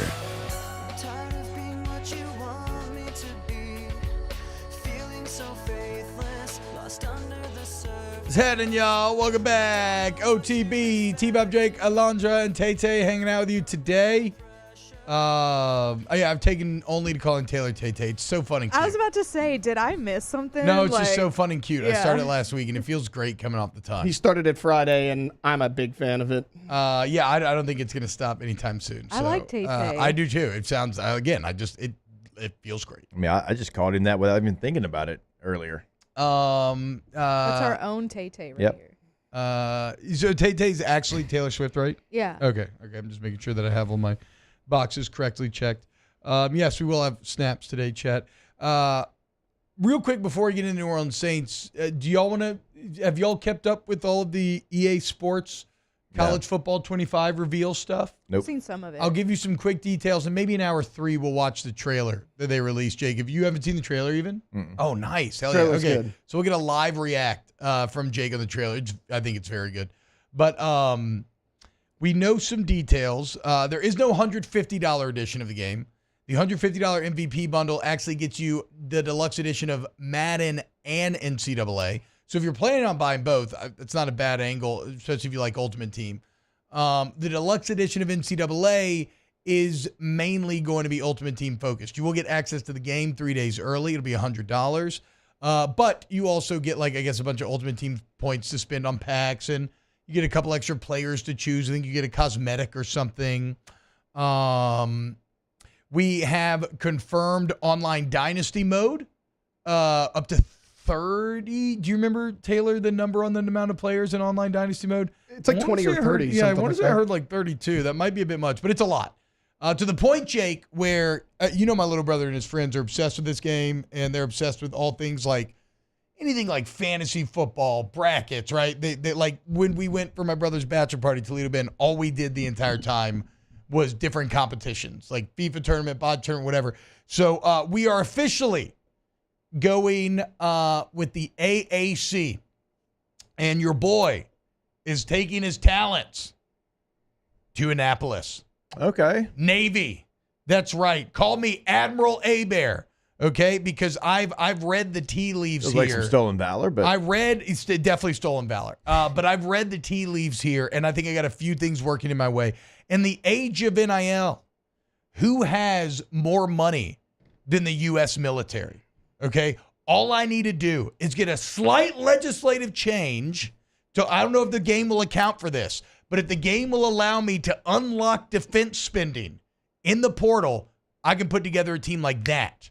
Also, if you know your college football history, you know that the academies are at their best during world wars. I look around, we seem to be on the precipice, okay? Go back, read about the 1945 Army team, if you never have. It's considered by some to maybe be the greatest college football team of all time. The reason why? They straight up had the portal and NIL back in the day. They were just paying players to come play for Army to like promote the Army during World War II. Well, as we sit here on the precipice of World War III, I'm looking to do the same thing at Navy. So I'm feeling very strong. You're going to see a lot of Navy content from me over the next 2 months. What led to Navy over Army? Because they're both going to be in the American, right? I don't know, actually. That's a good question. I probably would have gone, no, because I love the SEALs. Because I love the SEALs. I do love the SEALs. Lone Survivor is a great book. No Easy Day is a great book. So you don't, the Green Berets, they don't do it for me. Okay. Also, you just made me think of something. Why is Navy's mascot not a seal? I think that might be a little disrespectful to the actual naval SEALs. If you had a goofy little clapping animal seal, it'd be cool. as their mascot. Cool. But I don't know. I was at first going to be South Florida, and then that just felt awful. It felt awful, and then I got hit with like a moment of clarity. So I've officially decided my teams. Okay. For this thing, I'm Navy. Online, I'm going to main Nebraska. Yep, I'm going to main Nebraska online. And I thought I had one. If I do a person, actually no, I guess it's going to be it actually, because I don't think I'm going to do. I'm probably not going to do Road to Glory, which got confirmed. So you're going to have that ability, Taylor, to take your player and try to win the Heisman and whatnot. They confirmed what I think are like FIFA seasons, where when you're playing online, you're basically going to rank up. Like you'll play a year, and depending on your wins, I think you can make a playoff where you'll play other players who met the qualification for a playoff. And so it's like, if you ever played a season of FIFA online, yeah, I think it's going to be like the same deal there. So a lot of game modes confirmed. And I think it looks fantastic, personally, I can't wait. I hope that I, am able to sit there and enjoy it and go through multiple seasons. We'll see. We'll see how, maybe like during off campus, since I do it like in my office, like during the breaks, like I'll just push pause. I mean, it's one of those deals where like I'm thinking I'm going to be able to do this, but like I don't, we'll see how like life actually works out. I mean, nobody's going to lead ULM to the championship unless I do it. Yeah. Well, what's his name's trying? I'm blinking. Oh, come on. The head coach right now. No, he's not there anymore. Yeah. He's not there anymore. Okay, well, whatever. General Booty did transfer from Oklahoma to ULM. Yeah. Okay. Warhawk. If nothing else, though, I will be doing that online dynasty because we have to. But it's been great. Memes have already started. Group text popping off. People photoshopping their heads on the coaches. People researching the towns, population numbers, all that good stuff. So EA College Sports 25 or College Football 25. I hate the name. I can never remember the name, but it's looking very good. Taylor feels like somebody that would start his dynasty with like Georgia. Yeah, probably front runner. Yeah, feels like Georgia. No, I told y'all this a couple weeks ago. I like Coastal Carolina. I like their teal turf. Yeah. That's a team that back in 2020 I started watching because I became a fan of Jamie Chadwell back in 2020. So that's probably who I'll start my dynasty. Okay, with. I'll ask you this. So there's going to be 133 unique playbooks, Jake, in the game. Yep. Which playbook are you most excited to get into? Coastal Carolina would be. That was my answer. That's why I'm going with them. Now, because like I watch it, but I've never. What's it like to experience this kind of modern day, more pass heavy triple option attack? But with the coaching change there, maybe it's going to be the Liberty playbook. Yeah, that's where Jamie Chadwell is. But Coastal always pops into my mind because they were running a ton of different RPO stuff with multiple option plays in there. So I thought Aaron Murray had a pretty good answer. He said Tennessee. Experience some of that. Like, how accurate are they going to be? Like, if you're playing with Tennessee, is Heupel's actual playbook where the receivers are like on the sideline? Is it actually going to be represented in the game? And also, they run like power and counter out of 11 personnel. Yeah. Like, is that going to be something? Because we've never really seen that in a playbook. Because they will ask their tight ends to do a ton, and they're going to ask their F receiver to do a ton on the backside of all those blocks as well. That'd be pretty cool if they get into the nitty-gritty of something like that. I know, that's what I'm saying. For the football nerds, it could be pretty cool to experience some of these more unique, because the NFL is kind of samey. It'd be pretty interesting to experience something as unique as all of these different college football offenses. And also like Army and Navy, because of the chop block rules that they put in last year, they've had to change their playbooks as well.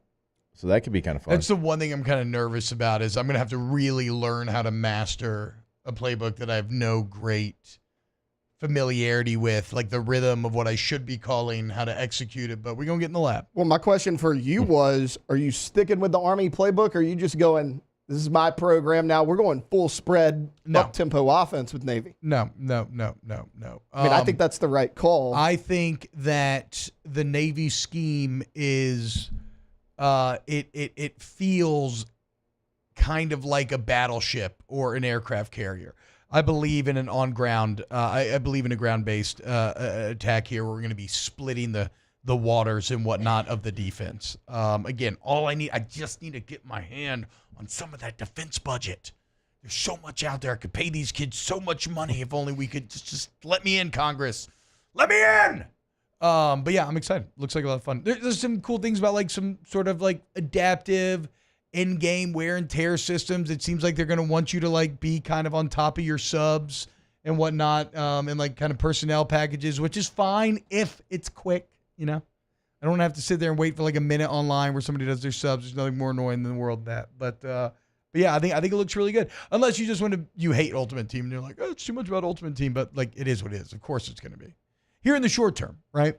I mean, or in the short term, I don't care, because they had 3 years to flesh out this game. When we get into a year-to-year basis, yeah, then I can see Ultimate Team kind of taking over the game, maybe going down. But I feel very good about 25 here.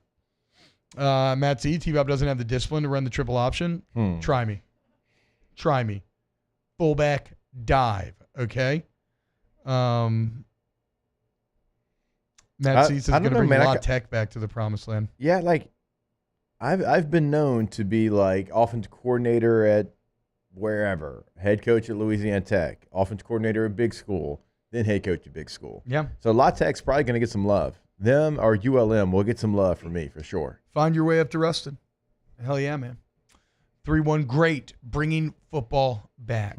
Check out the MMR group if you want to ignite your career. No great transition there.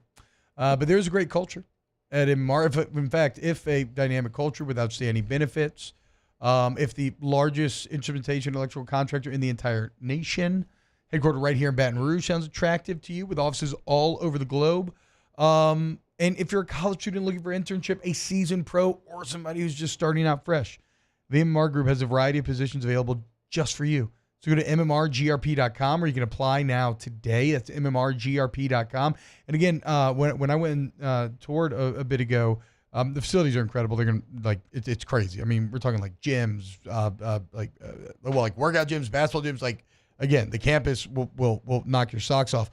But my favorite part was talking to these kids who were interning there, and not just the fact that they really had such a solid vision and career in which they were going to be able to build, but some of the adventures they're going on and seeing their presentations. They're going all over the world, and on their off days they're going skiing or they're hiking these crazy mountains.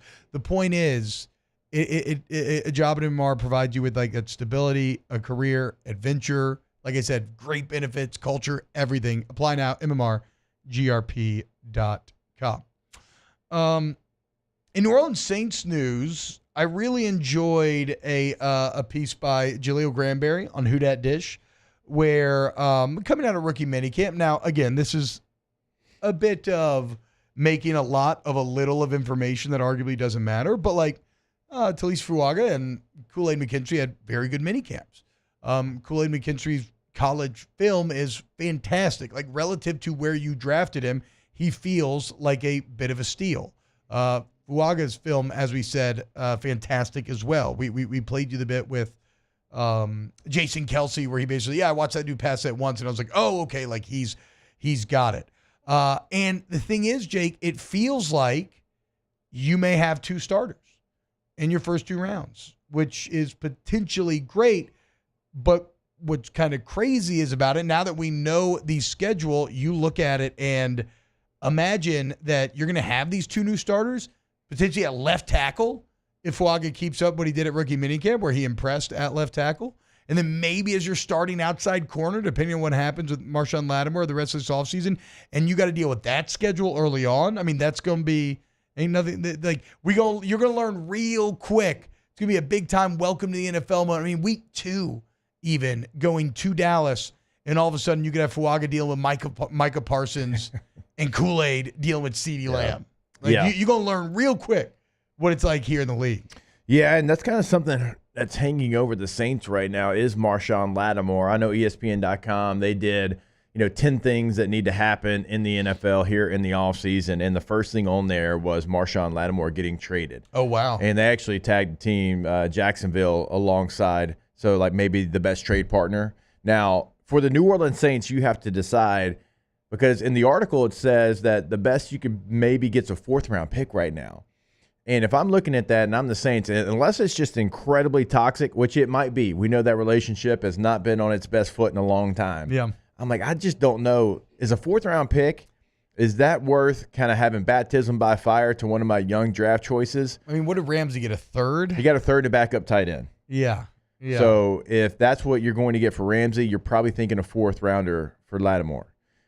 I think I'd rather just hold on to him. What's a 4th-round pick going to bring? Yeah, I'd rather hold on to him, have that be a position where I've got incredible depth. If one of the young players, doesn't play up to the standard that he's built over the last couple of years, if one of them gets hurt, whatever it might be. And Kool-Aid's kind of somebody that can be a little bit more versatile, I think, than most back there. True. I think he can play multiple positions back there. I don't know that I would trade Marshawn Lattimore for a 4th-round pick. I would just let it play out, and then he can go somewhere else down the road. But right now, I think the value of having him on your defense, because of what you said, the schedule, like, do I really want CeeDee Lamb on a bunch of players that are good players but young players? I don't think so. Well, and so we look here. I mean, you open with the Panthers at home. That's a very friendly open relative to, I mean, nothing's going to be friendly when you're a rookie and if you're going to be starting from game 1. Like, everything's going to be a bit of an uphill battle. But Panthers going to be as friendly as it gets. But then in Dallas, then you're playing host to the Eagles. So all of a sudden, Devontae Smith, and again, I know the Eagles, how they finished last year, but like we imagine they'll be very good again. Then you're going to Atlanta immediately, Atlanta pass rushing situation, I don't think they really have anything. Like, Fuaga should be fine. They were 25th in win rate last year's pass rush, and how'd you have that ready to go? How'd you have that just like on the top of your head? Because I remember that was the main thing when everybody was like, why'd they draft Penix? They could have had Dallas Turner. They were 25th in pass rush win rate. We heard it. There you go, dude. 100 times. Yeah, I didn't watch the draft. He was listening to my coverage of it on Sirius XM. Where was I? Yeah, I was listening to Sirius XM 84. That's right. Where was I? don't know. It doesn't matter. And then you were obviously at the wedding. You were at the week-long wedding. Yes, the never-ending wedding. Yeah, that's right. Oh, you were. You weren't even here. I was that's just right. drinking with Midwesterners until trying to drink each other under the table.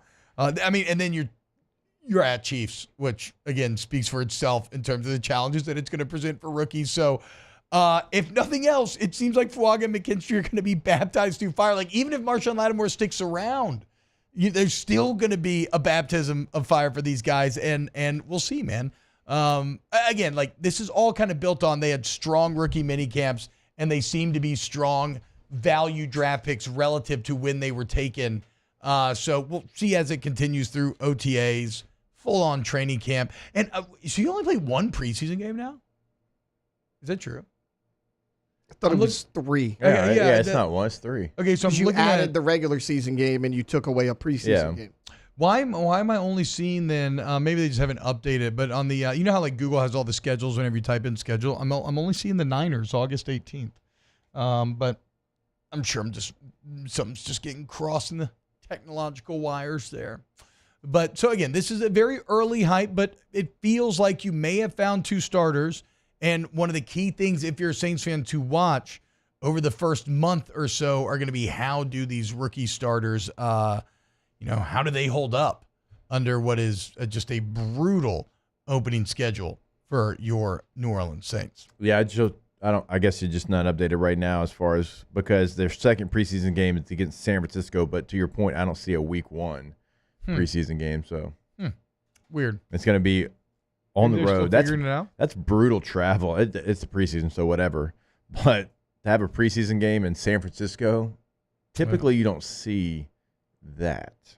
Jake, what's your favorite OTA memories from the NFL? Just try, like, what did OTAs mean to you when you get to be a vet? Like, is your job actually on the line at that point? Are you feeling it later in that, or does that not start till camp? I mean, I know as a UDFA, I felt like every single play I was on the edge of getting cut. So OTAs are like some of the most intense memories of my football life. No, I mean, I would say year 3, 4, 5, 6, like OTAs are, hey, let's go out here, let's be a pro. Yeah. It's day one install. It can get boring, but let's make sure that we're helping the young guys. We drafted Ryan Matthews my third year, I think it was, maybe. And so, like, for me, OTAs was helping him as much as I could. Now, the first 2 years, yeah, to your point, I mean, you're still, hey, I know I'm a third-round pick, but just to make sure, I think I need to make this team. Yeah. And in the second year, like, you're still having that same feeling. But 3, 4, 5, like, once you get down the road, like, it's about, hey, if you got a rookie in your room, let's help him as much as we possibly can. So, yeah, so look, throughout OTAs, we'll continue to update Fuaga McKinstry, Spencer Rattler. How's he building on what was a strong rookie? Looked good in that 18 ball. He looks tiny, but he does look good. I mean, he can spin it. Why are you always calling people tiny? He does look pretty tiny out there. You don't think he looks tiny? I mean, how big is Spencer Rattler? He's not very big. We saw him. I would guess his listed 6 weight foot. 6'1". No, he's 6'1". He's 6 foot. He's 6'1". We were eye to eye at the Senior Bowl. I mean, 6 foot, 211. 211's pretty good, according to Wikipedia. But again, that's on an NFL field. That's going to look not the biggest. Okay. But he can spin it. So that's all that matters. I mean, you calling him tiny, Ladd McConkey tiny. I mean, Ladd is tiny. He's a tiny, very quick little white boy. Ladd Mahonkey, as I like to call him. Oh, wow. Okay. I hadn't heard that. You haven't heard Ladd Mahonkey? I hadn't heard you say that. Oh, wow. I think I've said it I've said it a lot. Well, you got to think you do kind of a Georgia show. Yeah, and you that's probably true. said it a lot on that one. That's true. Got to mess with them dogs. I think Georgia's uniforms are garbage, by the way. Yeah, they're not good. I think that silver, like red and black's not a bad combination, but I think that silver just makes everything look a bit gross. Yeah, I like the black ones with the dog collar on the neck. Those are okay. I'd have to look them up. Those are a little different. I can't see them in my mind's eye. No? Mm-mm. All right, when we get back, we got a little college football action coming your way. Keep it locked right here on OTB. Off the Bench with Hester and T-Bob. Get Gordon and get it done. 225-888-8888. Get Gordon, get it done today. You need somebody who's going to stand up for you against the big insurance companies and get you what you deserve when you get in an accident. That's Gordon McKernan, man. And, well, you know, those billboards don't just arise out of nowhere, okay?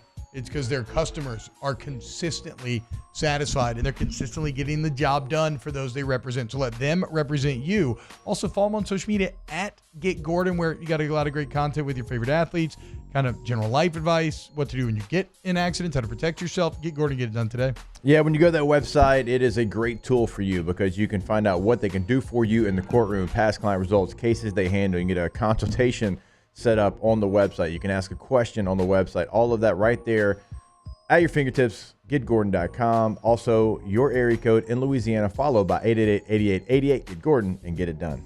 In times of need, get a full list of phone numbers, websites, and other important emergency information on the Demco Stormwatch page at 1045ESPN.com. Gulf Coast Bank and Trust is giving our customers the power to bank anywhere, anytime during this challenging event. And we're right there with you. Our mobile banking app is a smart way to manage your money and time. Gulf Coast Bank and Trust, the bank that cares about you.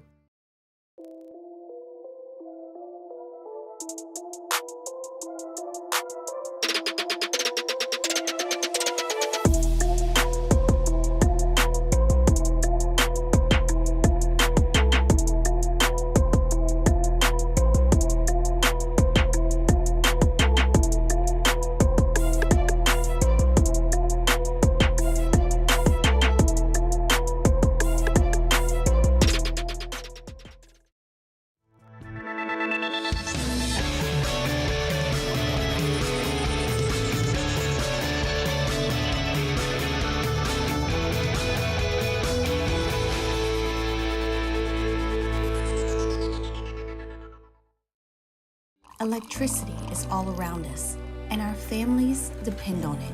Every day is sparked by the power of a cold drink or a warm meal, a movie night, and a comforting light at the end of a dark hallway.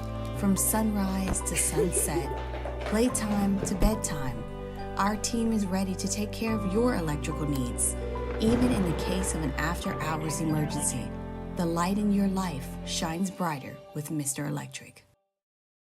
Dylan Cruz here to tell you about Six Rings Baseball and Softball Camp. If you live on the North Shore and play ball, go to Six Rings Camps with former LSU assistant coach Dan Canaveri. His knowledge is second to none, and your child will improve and have fun doing it. Camps were held at Coquille Park and Six Rings Academy in Covington with 4 sessions over the summer. Full day and morning only sessions are available from ages 7 to 13. Go to sixringsbaseball.com or call 985-206-9096.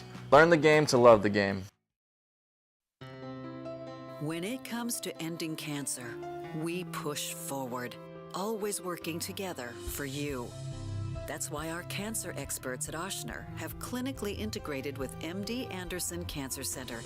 This means advanced cancer care, including access to life-saving clinical trials and integrating care to treat the whole you. Introducing Ochsner MD Anderson Cancer Center. Long live you. Breck teamed up to reimagine your parks, and you imagined big. With your help, we went to work, creating 12 beautiful community parks across the parish.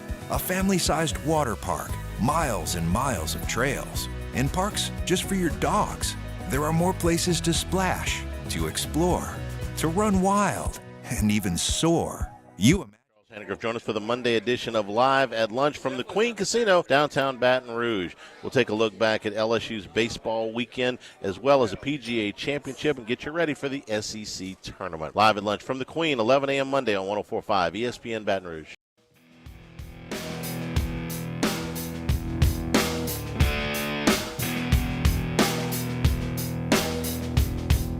All-Star Toyota presents Off the Bench with Hester and T-Bob. ESPN Baton Rouge, New Orleans, Alexandria, and 1130 The Tiger. Yeah, welcome back, OTB. Let's play a little college football pressure. Yeah. CBS Sports releasing their college coaches that are under the most pressure to win this year, Jake. And who do you think is number one? I would say it's either, I have not looked at this list yet. I would say it's Billy Napier or Mario Cristobal. Actually, no, but I think the reason is that, well, for Napier, it's just like, you know. This is maybe like a James Franklin conversation. This seems to be more among the, well, excuse me, I missed this little qualifier I should have given you.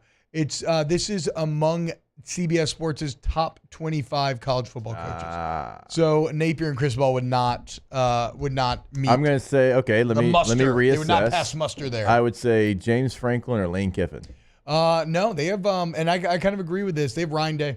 I was going to say that was going to be my guess. My bad. I should have let y'all guess. Oh, good. Or Dabo. So why did you think Ryan Day? Okay, Dabo's number 2. Alondra's painting it. Let's let him go. I'm on one. Okay, so why Ryan Day? Because he hasn't beat Michigan in like 3 years. Yep, 3 and years. To Ohioans, is that what you call them? Ohioans? Maybe? Ohio peeps. That's just unacceptable. I'll text the general. I'll find out. Yeah. I mean, it's definitely the Michigan angle. The Buckeyes. Yeah, there we go. It's the angle that they put $13 million into roster retention in NIL. Overall, when you look at facilities and coaching salaries and whatnot, I think they spent some like 35 or 38 million this offseason. And there's room to be gained at the top. No more Nick Saban, no more Jim Harbaugh, right? Like Ryan Day has to win he has to win the Big Ten. And he needs to make a national championship. Well, that's the big thing for me. Is that the base for Day this year, Jake? Yeah. Right? My bad. He's got to win the Big Ten. He's got to get in a college football playoff, which you win the Big Ten, obviously, you automatically. Now. Yeah, that's what I'm saying. You get in there. But I'm saying, like, to win a game in the playoff, to win the Big Ten, I think Buckeye fans would be like, okay, not the ultimate goal, but that's progress that we needed to see. You don't have, because I don't like when I asked Bobby and Hartsock that question, they seem to tell me that it's not as loud in Columbus as people make it seem to be. I mean, they don't have a single player with gold pants though. They got no Bruce Dickinsons. And do y'all know that? I didn't know this gold pants thing. Do y'all know this gold pants thing? I am just like you know Georgia stuff now. I know Buckeye stuff. Yeah. So apparently, when you beat Michigan, you get gold pants. Yeah. And they haven't. I honestly hate that. But I honestly thought that like this past season was like the season that he was going to be on his way out. Like I'm a little shocked that. I mean, but he's won a lot of. But he's football been incredible games. otherwise. I think we've rubber banded so far back the wrong way on Ryan Day. He's better than what we're giving him credit for, but he does have to prove to be able to. Well, that's the thing, right? Like his biggest obstacle was the Jim Harbaugh factor, the monster that he built in Michigan. Harbaugh's not there. Like, what is the elite team in the Big Ten? It kind of is Ohio State. Oregon's right there. Yeah, it's Ohio State. Oregon. I mean, outside of the new players coming in, but you don't have a proven quarterback, at least not in your program. But you bring in Will Howard. He's played a lot of college football. People love Julian Sayans, so you got the talented young guy, the super experienced veteran guy coming in. You bring in Quinshon Judkins in the portal. You bring in Caleb Downs from the portal. Like, you have everything in front of you to win this year. If you didn't get it done this year, I mean, that's a bad look because, I mean, he has every piece that he needs. I don't think Ryan Day's in a worse situation than Dabo Swinney because at least Ryan Day was a shanked field goal away from winning a national championship 2 years ago. True. They make that field goal. They go to L.A. and they beat TCU, maybe not as much like Georgia did, but they still win that game easily. And they would have won a national championship. For Dabo Swinney, it's a couple of things. It's because you haven't made the college football playoff in a couple of years. You have not lived up to the standard that you built, and credit to you for building it, but you haven't lived up to that. And also now you're reluctant to give over to what college football is now. And so when you say things like, my roster is so good, there's not a player in the portal that is better than what I currently have, you better know your roster better than we think we know your roster. And you can say all the quirky stuff about, I got a team full of transfers out of high school. And you can say, well, Georgia won a national championship without taking a player out of the portal that year. Here's where you're wrong on that because, no, they did not, but they had 3 straight number 1 recruiting classes. Yeah. You have had number 11, 10, and 12. Those aren't the same as having – it isn't bad, but it's not the same as having the 1, 1, and 1 3 years in a row. That's how Georgia got away that year without not taking a player out of the portal. And also, like even since then, the portal has changed. Kirby Smart takes players now out of the portal. Not wholesale changes, but he takes players. So if you're Dabo and you're Clemson, you haven't lived up to your standard, you're not the same program, and you say, I don't want to be any better, I don't want to change, I'm going to do things my way, and you're being stubborn about it. All right, let's close that. We can kind of continue this conversation on the other side. Where's Brian Kelly? Check in on this list. Keep it locked right here on Off the Bench. Off the Bench with Hester and T-Bob. Go to Pinnacle Exterior Construction, PECbuilt.com, PECbuilt.com. Yeah, guys, for all of your outdoor living needs, okay? Be it like an outdoor kitchen, living area, bulkhead if you live in the water, fences, any type of fence, any size fence, pergolas, whatever. Fully customized pool, or check out one of their spec pools where you choose from a number of templates and you do the detail work within the templates and you really make it your own. And as always, the installation is fast, it's efficient, they're the best. Check out the gallery, guys. The website will blow you away. PECbuilt.com. Yeah, when you go to that website, you'll see some of the work that they have done. I mean, so many different options for you. As custom can be, if that's what you want, right? If you're looking for a spec pool, I mean, these aren't just one-shape, kidney-shaped pools. I mean, you have a pamphlet that you can choose from. I mean, we told you about the turnaround time, which is incredible. Outdoor living space, any fence that you need, no matter what you're looking for, they can get it done. Bulkheads, they do it all. PECbuilt.com. Our listeners fire off their opinions on the jimsfirearms.net hotline at 499-1045. Keep listening for your next chance to shoot us your thoughts with the jimsfirearms.net hotline on 1045 ESPN Baton Rouge.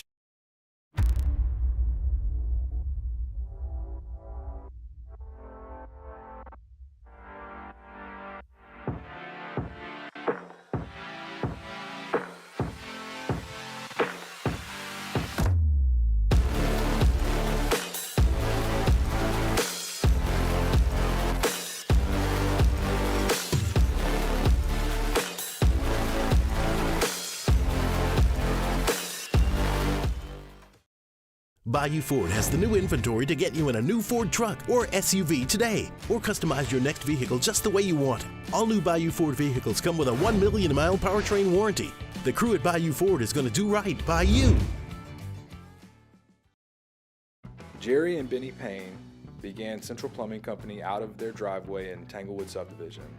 50 years later and 4 generations down the road, we continue to serve Baton Rouge and the surrounding areas for all of their plumbing needs. Residential, commercial, industrial, or hospitality, Central Plumbing is here 24/7, 365. We want to thank our customers, family, and friends for 50 years of success. And looking forward to 50 more. Yo, Jake here from my friends over at Community Steel Company located in Gonzales, Louisiana. The local place you can turn to for all of your metal building needs. Notice I said local, not Houston, not Dallas, not Atlanta, but right here in Gonzales. Visit them at their brand new state-of-the-art website at communitysteelco.com or pick up the phone and give them a call today to answer all of your questions on your metal buildings, roofing and sheet metal, and any other steel needs you or your business need at 225-647-2020. Power up your next project with John Deere Deals by Sunshine. Whether you're working hard or playing hard, our knowledgeable team will help you find the right product for you. Ask us about our amazing tractor package promotions. Learn more about what it means to be powered by sunshine at sunequip.com.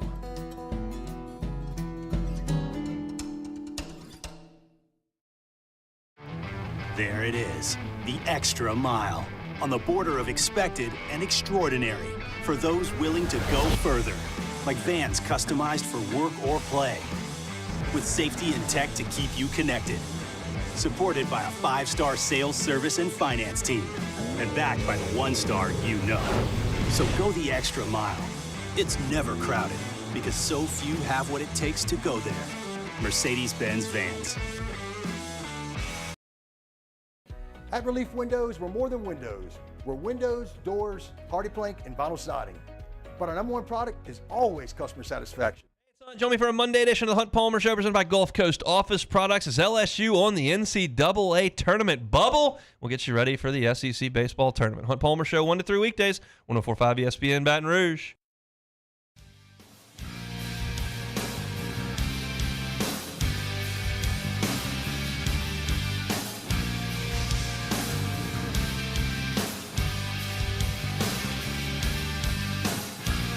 All-Star Toyota presents Off the Bench with Hester and T-Bob. ESPN Baton Rouge, New Orleans, Alexandria, and 1130 The Tiger.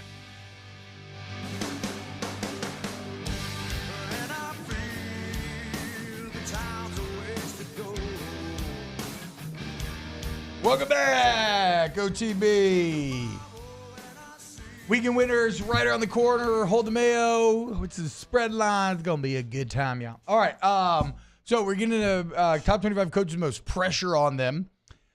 We mentioned Ryan Day. We mentioned Dabo Sweeney. Number 3 on CBS Sports list, Brian Kelly. And where's James Franklin on this? He's number 4. Okay. Oh, no, sorry. Lincoln Riley 4, James Franklin 5. I was about to say that checks out. See, but to me, like just talking to different people like we do every single day, like his name comes up in this conversation way more than anybody that we've said, even Ryan Day, because you have been the 3rd best team in your conference for a long time. And Penn State fans have been like, if there was just an expanded playoff, well, there is that now. Now, you've got some teams coming over to your conference, one in Oregon that I know is better than you right now. You have to go make a 12-team playoff. There's no more excuse for Penn State. And those fans are tired of being a team that's okay. Our team that's pretty good. I mean, they're not unlike what LSU's been under Brian Kelly, just for longer, in that they're a 10-win team every single year, but never really They don't beat Michigan or Ohio State. Yeah. They're not really threatening for a championship. Now, Kelly did get the Alabama win, right? And that's Franklin, I guess, have had a couple of those at times, but not in a long time. I mean, I guess I can understand Riley being ahead of him because, like, Riley may actually be bad, whereas Franklin we know isn't bad. He's maybe just stagnant or he's maybe just reached his ceiling. And like Dabo may actually be bad nowadays. I mean, Clemson finished behind Georgia Tech, Virginia Tech, and NC State last year in the final ACC standings. Brian Kelly's interested in me, though, because, Jake, you mentioned it not being quite as hot around Columbus for Ryan Day as maybe it feels nationally. I kind of feel the same for Brian Kelly, where, yes, I do sense what people are getting at, right? 2 10-win seasons in a row. It's a weird thing because, like, 2 10-win seasons in a row is good, especially when you take over a team that was where it was at with a sub 500 2 years. But you feel like in some ways you've underachieved. I mean, you had a Heisman winner, and the 3 games you lost, you had a defense that gave up an average of 48 points a game. And so, like, I understand how the kind of nuanced feel to where Kelly's at. But in terms of pressure, for me, it's like, well, can you be under pressure when you have 7 years and $70 million left in that contract? That's true. Like you are under pressure. Don't get me wrong. You're under pressure to win. You're under pressure in terms of people being happy or not, but you're not actually under job pressure.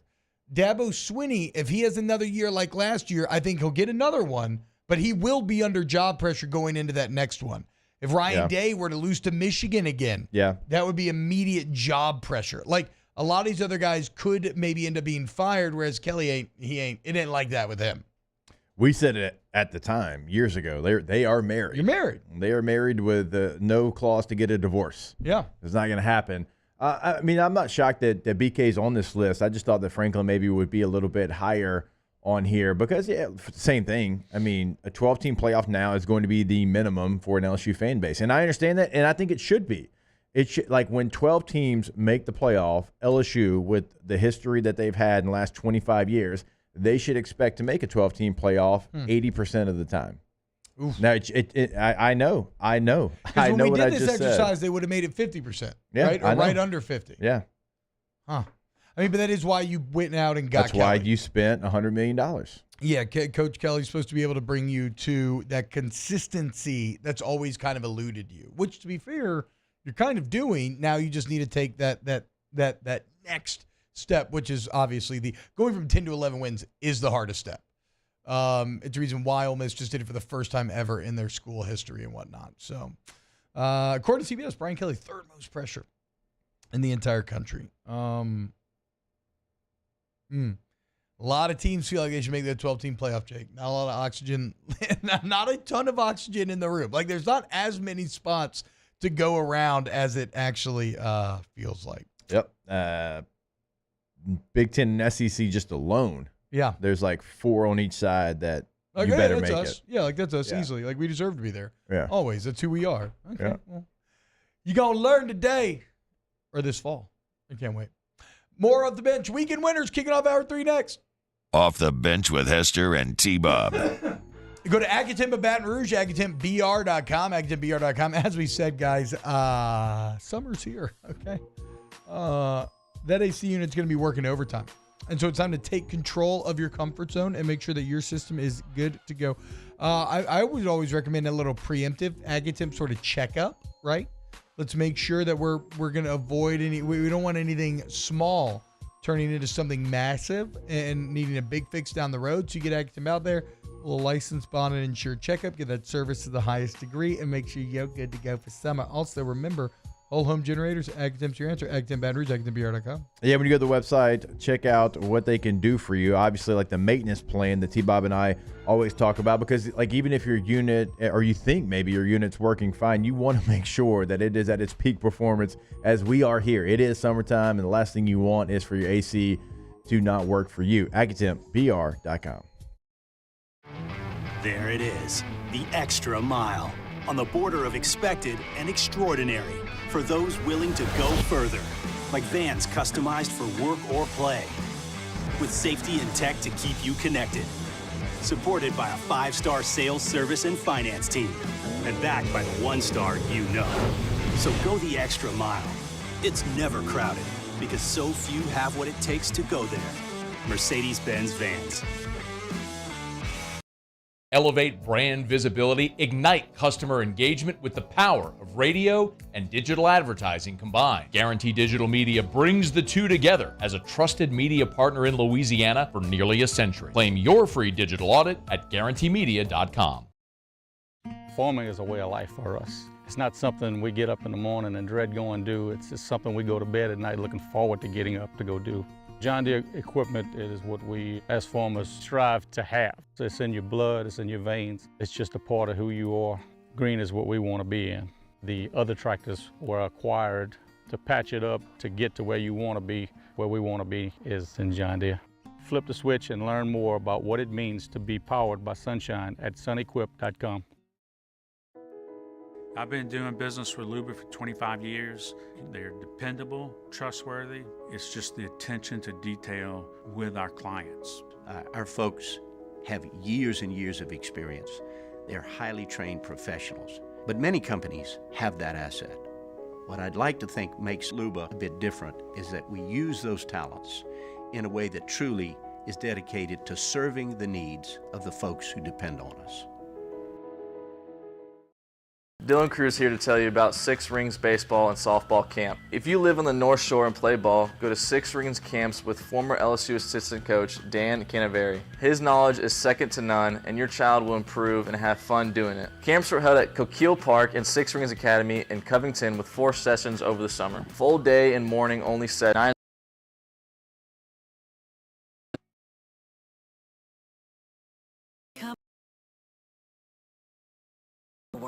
Always working together for you. Clinically integrated with MD Anderson Cancer Center.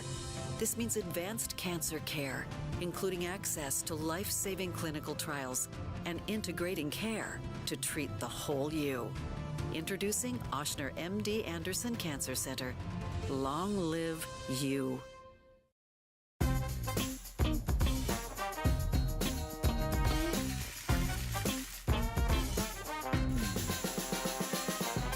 The best kept secret in town is out. Discover Tallulah at the Renaissance Hotel on Bluebonnet.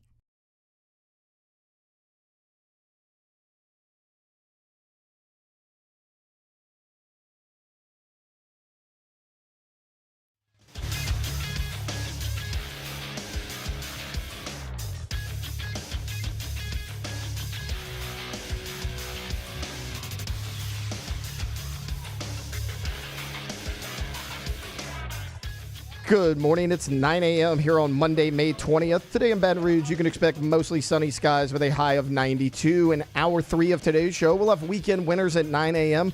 Devin Snow hops on the show at 9:15, and then we close it out with Ask the Bench. If you missed hours 1 or 2 of the show, you can catch them in the on-demand section at 1045ESPN.com. You can also follow us on Twitter or Instagram at OTB_ESPN, and watch us on YouTube at the 1045 ESPN channel. Hour number 3 of Off the Bench, live from the Mercedes-Benz of Baton Rouge studios, starts now. Let we go! All-Star Toyota presents Off the Bench with Jacob Hester and T-Bob Hebert. Yeah! Off the Bench with Hester and T-Bob. Hey, they said I got to come off the bench. All-Star Toyota presents Off the Bench with Hester and T-Bob. Yo, yo, yo. Yo, what's going on, y'all? Welcome back. OTB, hour number 3, which means it's time to start with some weekend winners. That's how winning is done. That's right. We can't have anyone to keep our composure. We've got too far. I'm by winning. I win here and I win there. Now what? Are you doing what it takes to win a championship? Wow, winning. Well, then I guess there's only one thing left to do. What's that? Win the whole thing. Welcome back. Okay, let's dive in. Sorry, I got distracted. Let's dive in. I think the number 1 weekend winner, shout out McAfee Show. I think they're the ones that came up with the nickname. It's gotta be the gas station, Paul Skeens. Hit it.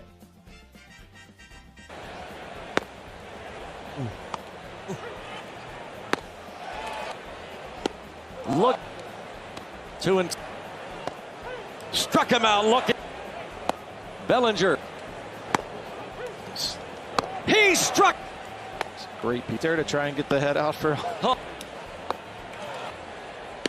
Got him. Strike. He's made it. There's run on it. I probably could have said that up there. If you don't know what you were just hearing, those are the final pitches of all of Paul Skeens' 11 Ks as he gets his second start of his career once again against the Cubs. Only this time, 6 no-hit innings, 11 Ks, one bad ball call, or whatever, arguably, but one ball call away from 6 perfect innings as well. Paul Skeens absolutely dominant as the Pirates win 9-3 over the weekend. That was so. You got to think about what he was facing. Like, he's facing a pretty decent lineup. Obviously, sorry for your Cubs there. It's okay, but also I'll accept it the in this second case. time that he's played them, right? And so it's not like, oh, he's a rookie, throws 100, and so no, they hadn't got to look at him. If they face him the next time, it'd be different. Well, the second time was actually better for Paul Skeens than the first time was. To come out of the game with no hits, you're striking out double-digit players already this fast. And again, we've talked about it so many times, the way that he uses his entire body and there's not a lot of stress on his arm. I mean, it's like the perfect motion. I mean, I tried explaining it to the good people of Chicago when I was up there, but it's that physics thing where he is a whip. His entire body becomes Indiana Jones' whip, and everything in there leads up to that point of the release and the schmack. And then it's 100 miles an hour. Last pitch, 100 miles an hour after 6 innings. But I think what I loved from this weekend, Jake, and what the real stitch heads seem to be loving is the pitch usage. It was not just fastball. It was it was a ton of it was 41% four seamers, 33% split finger, and then the slider the rest of the time, mixing up pitches, getting guys out in different ways. Yeah. Just looking so comfortable, so confident, massive growth. Look, the game 1 debut was great and would have been a lot more great had his bullpen come through for him and not allowed the inherited runners to score. But but there was still massive growth even shown from that start to this one. Yeah, I agree with you there. Just cannot wait to continue to watch him grow. And there's going to be a point where they let him get deeper into the game. And he's already shown in his college career he can go the full distance there, and eventually he'll ramp up to that. I know teams don't do that very often, but he has everything that you need to have that longevity in your career. Weekend winner for me, former All-Pro running back David Johnson retires after 8 NFL seasons. He had almost 7,000 yards from scrimmage, 58 touchdowns in his 8 seasons, and the running back position, I know where it's at. I know where it's going. And to get 8 years at that position, I just wanted to give it a weekend winner. I think he actually might have played his last game for the Saints. Yeah, it was back in 2022. Right? Fantasy darling. He was. For a year or two there, right? You would know better than me, Tay-Tay. Yeah, he was out of, Northern Iowa. Yeah. Yeah, they actually got value out of Northern Iowa. The Fighting Trevor Pennings. No, they're not. I don't know. I don't know what a Saluki is. So the Salukis is actually Southern Illinois, who LSU played. The Illini. No. The Illinois. They're like a cat of some sort, aren't they? Yeah. Yeah. All right, going to throw some NASCAR in here. Oh, okay. Weekend winner, Ricky Stenhouse Jr., weekend loser, Kyle Busch. So apparently there's like some crashing going on in, what do they call it, the track? Yeah. Yeah. Going around the track, one of them crashed into the wall. Yeah. Ricky Stenhouse did. Kyle Busch pushed him into the wall. So after, there's a video. I think Taylor's he's playing it. Yeah.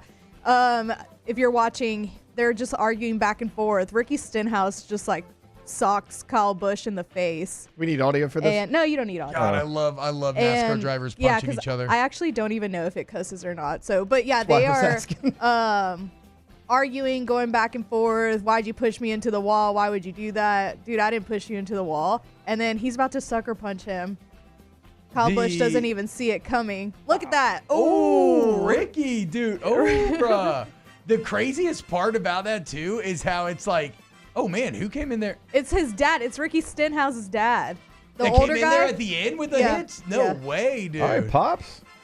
And look at Kyle Busch. The crazy part is how everybody's like gathered around them, like watching it escalate, just waiting. Yeah. You had to feel a bit performative even as you're arguing. Oh, 100%. But look, I get it, dude. NASCAR, it's like the sport where maybe more so than any other, your life is literally on the line. Yeah. Like that and F1 and stuff. So, you know. Well, Dale Earnhardt, yeah. Yeah, you got a little. My favorite part's right here. Watch this. Kyle Busch falls over a tire that is just randomly laying there. So his dad come in there with and then he gets back up, and Stenhouse Senior's like, "Yo." Oh my gosh, he rapped something. And then, I don't know. Kyle Busch just looks kind of like the weekend loser on this one. Well, can we play the Kyle Busch Tom Brady video maybe later this hour? That was the most incredibly awkward. Do you remember that? No. Most awkward internet video of all time when they was trying to do the Tom Brady and Gronk thing when it's like we're back or whatever, and it just oh boy, gave major cringe vibes.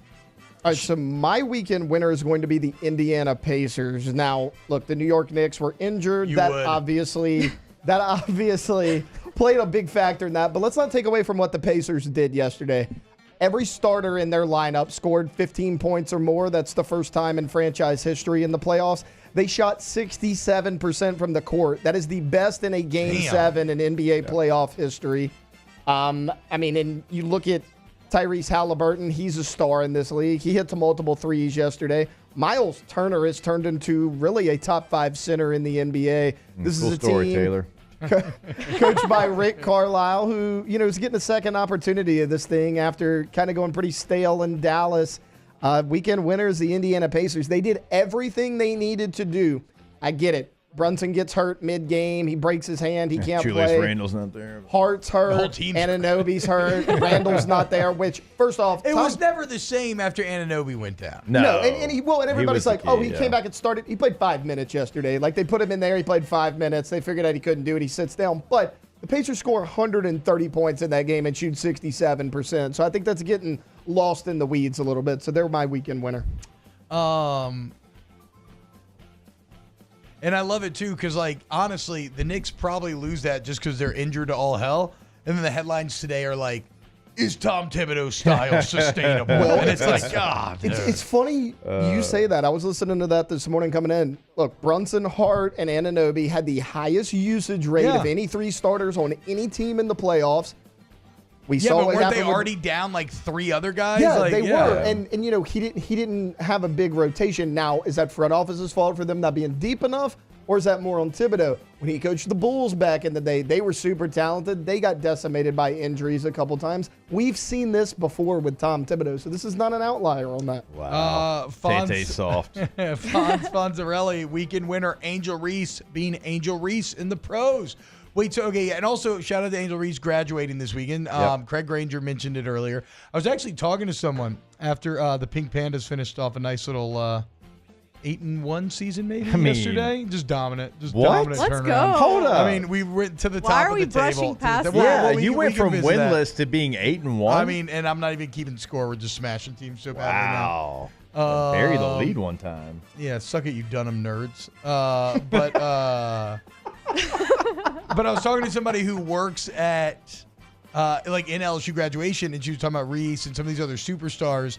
And apparently during graduation, she has to be sequestered in her own kind of room, make the walk, and then go back out. Same thing they had to do with Joe Burrow and others. So shout out to Angel Reese. But help me out here. So is she dominating the pros?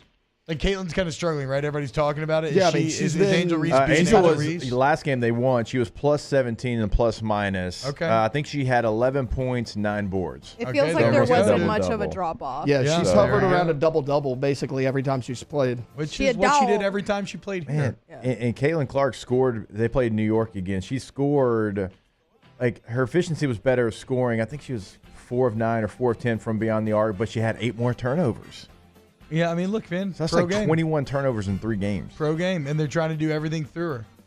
Yeah. Angel's probably not being asked to be used in the same way. Shout out Glorilla. She also brought, I don't really know who that is, but I saw a very big concert that she was hosting in Chicago that she was performing, I guess Glorilla. Okay. And she brought out Angel Reese on stage. Oh, let's And go. the crowd was going crazy.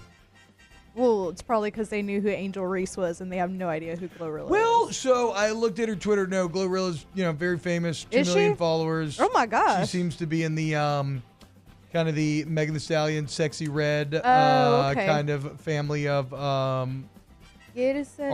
I just can't believe y'all don't know who that is.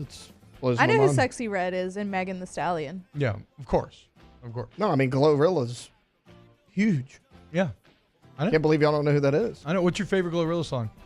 The one with Megan Thee Stallion. They have a song together. I can't think of the name of it, though. They probably do. That is well played there, Taylor. Does anybody have another one? Because I have one. I have one, too. Yeah, go ahead. 7 LSU Tigers graduated on Friday. Okay. So we got the list of them right now. Lane Blue, Greg Clayton, John Emery. Shout out to him. Shout out John Emery. Say John, that boy. Hunter Faust, Princeton Malbrew, and Sloan Wright. Now you're like, that's only 6 because James Stampley, I thought this was a typo when I heard it. James Stampley graduated, and you're like, but he played 10 years ago. James Stampley got his PhD in kinesiology on Friday. Stamp was a bit of a genius, so I imagine this had to be a master's. It is now Dr. Stampley. He got his PhD in kinesiology on Friday. Weekend winner is James Stampley. We're talking about a cat that was a power lifter turned football player that played fullback. Mm-hmm. And now he was a doctor. A dog, too. Now he's a doctor. Me and Stamp did all of our pre-pro day training together, and he used to piss me off because every time on bench, he would get one more than I did, and damn sure same thing happened on pro day. I ended up going 29, he goes 30. It was like every single 30's time. Beast. Yeah, because he was way smaller than me, too. 29 is too, but 30. Shout out Stamp. I'm just mad I didn't hit 30 that day, though, dude. I'd gotten 30 before. That was annoying. I mean, dude, Anyway. Look. It's not like it was almost 15 years ago. You're not bitter about it. No, don't care at all. Shout out Stamp, though. That's awesome, man. I need to message him. Alejandra, what you got? Okay, I know we mentioned it earlier, but got to give my guy another shout out. Usyk, the new undisputed heavyweight champion of the world after defeating Tyson Fury in literally one of the best boxing matches I've ever watched. He was the plus 100 underdog at when the fight started. He was plus 125. So, yes, shout out. Great fight. I'm sad that I missed it. That would have been fun to. I don't know. I usually send y'all the link, but I forgot to. I should have. But I mean, again, yeah. I had 2 birthdays. It was an early one too. I had 2 birthdays. Drove the kids to New Orleans. Went out to eat with the family. By the time I got back, I was done for. Yeah. They fought at like 5:30. Yeah, it was early. Yeah. Because they're in Saudi Arabia. True. Riot season. Get a Detroit-style barbecue shrimp pizza. Ooh. Which was gimmicky and maybe not pizza, but actually tastes pretty damn good. Also, I don't know, this Detroit-style was basically just like a nice pan pizza. I never knew that. Is that where pan pizza comes from? I think so. Right? I think so, yeah. And why do we call it barbecue shrimp? Because it's barbecued and it's shrimp. It's not barbecued, though. It's just cooked in butter. Barbecue sauce? No. They grill it. They put it on the grill like a barbecue. I don't know because they That's what call I'm saying. it I don't New know. Orleans New Orleans barbecue shrimp. It literally has nothing to do with barbecue. I have no idea. Maybe it's just all it is Worcestershire and butter. Worcestershire. Maybe like fun word to say. Love that. I don't know. Everybody Maybe says it's different. Worcestershire. Traditional way of doing it is on the grill. I don't know. No, and that's what I'm saying. No, you guys are all dumb. I don't know the answer either, though. Any other winners? Y'all are dumb. Shohei Ohtani hit his first walk-off win with the Dodgers over the Reds. Cool. Did he bet on it? Maybe. I'm just kidding. Yeah. I'm sorry. The Dodgers spend $1 billion on their payroll. Also, I guess we should say the T-Wolves. I mean, there's no Yeah, they way came that back we from thought they 20 were going to. I point. mean, they could also to go down 3-2 in the manner that they did. They're down seemed like 15 they were at dead half. in the water. Down 20 last night. Yeah. Shout out T-Wolves. also looks like Alek Manoah figured it out. Oh, yeah, he did. Yeah, 7 That's innings true. pitched, 7 strikeouts, 1 walk, 1 hit, and 0 runs. We did hate on him. We hated on him like a couple weeks ago, Yeah. and we said he needs to figure it out, and he figured it out. Here's one for T-Bob. We covered golf for all the wrong reasons on Friday morning, but we did talk a lot of golf. Xander Schauffele can no longer be called the best golfer in the world without a major because he won his first major championship yesterday. Shot 21 under par, including birdie in the 18th hole to beat Bryson DeChambeau to get his first major win. So Xander Schauffele, weekend winner. Shout out Schauffele. Weekend winner, the box office, because it's been down. We've talked about that. It's been down. There hasn't been a lot of movies. What came out this week? This weekend, with Ryan Reynolds. about imaginary friend. Oh, okay, yeah. I saw a preview. I thought made $35 million. Kingdom of the Planet of the Apes made $26 million. The Strangers Chapter 1 made $12 million. And The Fallout Guy made $10 million. So you had 4 movies, $10 million or above. And for the first time in a long time, the box office actually feels like it's a little back. Okay. So that Strangers, like the old horror movie Strangers. Yeah, so this is like the third one. Classic. And I think they're going like back in time, right? I don't remember them doing more than did they do like a TV? I don't know. I like that you made the Fall Guy the Fallout Guy. Got a little emo twist. Yes, right. It's like Ryan Gosling, but with like hair like swept over one eye. What do I gotta say? Just my age. I actually watched Barbie for the first time this weekend. It was fantastic. In the Fallout, very funny. The video game that now Yes. has okay, so that's where I'm the at. Amazon Fallout 2. That's where I'm at. Okay. I still how did only I get watched there? 'Cause one I don't listen to episode. Fallout Boy. But it was good. Going down. The Fall Guy with Ryan Reynolds. We saw it a couple weeks ago. Me and Victoria did. No, really the Fall good. Guy is with Ryan Gosling. We're all over the come on, place. guys. Tighten up. He's the stunt man, and then Emily Blunt is like the Hollywood producer. Yeah, we know And all they're- of they're this. in it Why are you together. telling me this? Yeah, we're not dummies. No, But he you- just the said name, Fallout just Guy. a No, second he ago. said it, and I called it. That's why I said it was Taylor. Keep up. A loaded gun complex. God, that music just Is that Fallout Boy? That's Fallout I don't Boy. know. Oh wow. Ugh. Sugar, we're going down Yeah. swinging. I mean, I've heard those songs so many times. It's that bringing back- I'm sure at one time I did enjoy that, but now it's like, oh. It's giving studded belt buckle. Tiger Backwoods says weekend loser Detective Gillis and Louisville PD. Yeah, did you read the police report talking about it ends on talking about how his $80 pants were damaged beyond repair? Beyond repair, yeah. Also, Detective Gillis is funny because it caused a lot of funny Shane Gillis memes to pop up as him as the cop who sleepwalks. Anyway, let's go to break. We get back. We got a guy hold the mayo. Devin Snow. Hey, keep it locked right here, OTB. Off the Bench with Hester and T-Bob. ESPN Baton Rouge, New Orleans, Alexandria, and 1130 The Tiger. Check out Trash Rangers, y'all. Go to trashsignup.com today and make the switch. If you live in Livingston or Central Parish, you'll get better customer service. You get a company that actually gives a damn about your community, about you, about reliability, about efficiency, about texting you the night before they come by to put out your cans. And you go to trashsignup.com. You can select your number of cans, pickup days, price, see everything in about 3 minutes, okay? But if you live anywhere, Baton Rouge, anything, you got a big project going on, you need some rollaway dumpsters, no matter the size, why don't you get with Trash Rangers as well, trashrangersllc.com, and work together and you can figure out what you need, right? And they don't have to check in with any national guys that set the prices. No, they work directly with you. That's Trash Rangers of Louisiana. TrashRangersLLC.com. That is the website. Check out those reviews we tell you about all the time. Over 4,363 reviews. And so make sure that you are finding out that information, getting that contact, and getting that schedule. TrashRangersLLC.com. In times of need, get a full list of phone numbers, websites, and other important emergency information on the Demco Stormwatch page at 1045ESPN.com. When it comes to ending cancer, we push forward, always working together for you. That's why our cancer experts at Ochsner have clinically integrated with MD Anderson Cancer Center. This means advanced cancer care, including access to life-saving clinical trials and integrating care to treat the whole you. Introducing Ochsner MD Anderson Cancer Center. Long live you. The Windsor Senior Living Community in Mandeville, Louisiana is a beautiful, vibrant apartment community geared towards seniors. They are nestled right in the heart of Mandeville, where seniors live a more carefree lifestyle in spacious apartments with the peace of mind that comes from having a little extra help. Call the Windsor at 985-624-8040 to schedule a lunch and tour. Come see how the Windsor can be your passport to peace of mind. Breck teamed up to reimagine your parks, and you imagined big.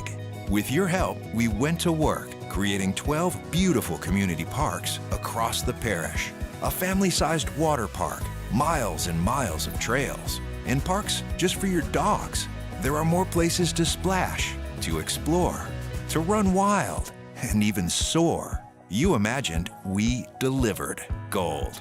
Breck, your #1 park system in the nation. Electricity is all around us, and our families depend on it. Every day is sparked by the power of a cold drink or a warm meal, a movie night, and a comforting light at the end of a dark hallway. From sunrise to sunset, playtime to bedtime, our team is ready to take care of your electrical needs. Even in the case of an after-hours emergency, the light in your life shines brighter with Mr. Electric. Hey, it's Matt Moscona. For years, you've heard me tell you about Insurance Network of Louisiana, helping you find better coverage for less money. But it's not just for your home and auto. They also offer commercial property. So, retail stores, professional offices like doctors, dentists, attorneys, clothing boutiques. Insurance Network of Louisiana can find you better coverage for less money. They service the entire state of Louisiana, and they're local. So call today at 293-0450 or lainsurance.net. Jerry and Benny Payne began Central Plumbing Company out of their driveway in Tanglewood Subdivision. 50 years later and 4 generations down the road, we continue to serve Baton Rouge and the surrounding areas for all of their plumbing needs. Residential, commercial, industrial, or hospitality, Central Plumbing is here 24/7, 365. We want to thank our customers, family, and friends for 50 years.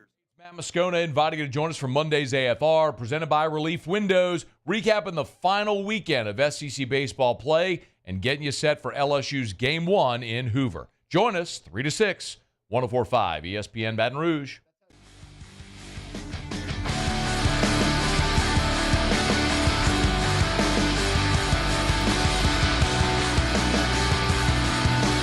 All-Star Toyota presents Off the Bench with Hester and T-Bob. ESPN Baton Rouge, New Orleans, Alexandria, and 1130 The Tiger. What's up, y'all? Welcome back. Fallout Guy dominating the box office this weekend.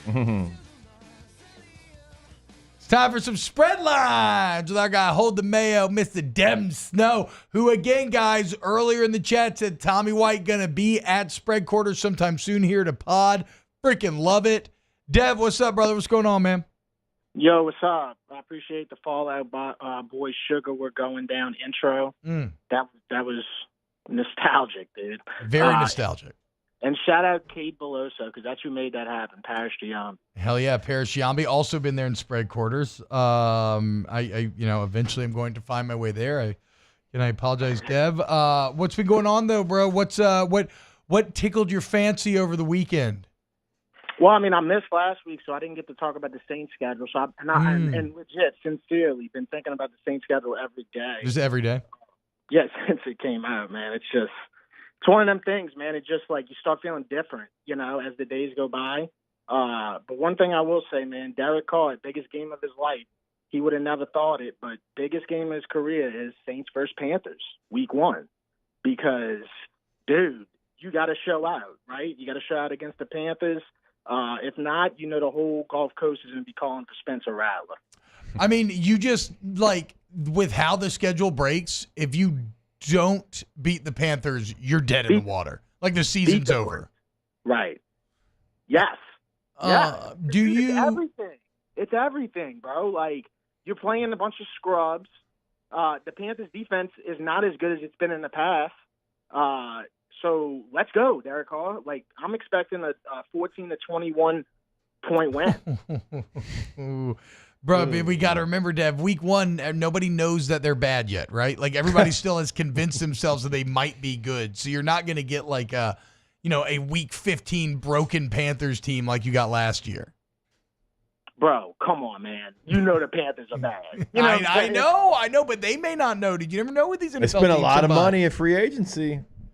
So you're feeling some type of way about Spencer Rattler though here, Deb. I also saw another tweet where he was sweating down, and you're basically saying like, I can feel it in my nuts. Like this guy's like. I don't know if I said I could feel it in my nuts. No, that's me saying that. Sorry, that's me saying that. T-Bob's been a lot of nut talk lately. Yeah.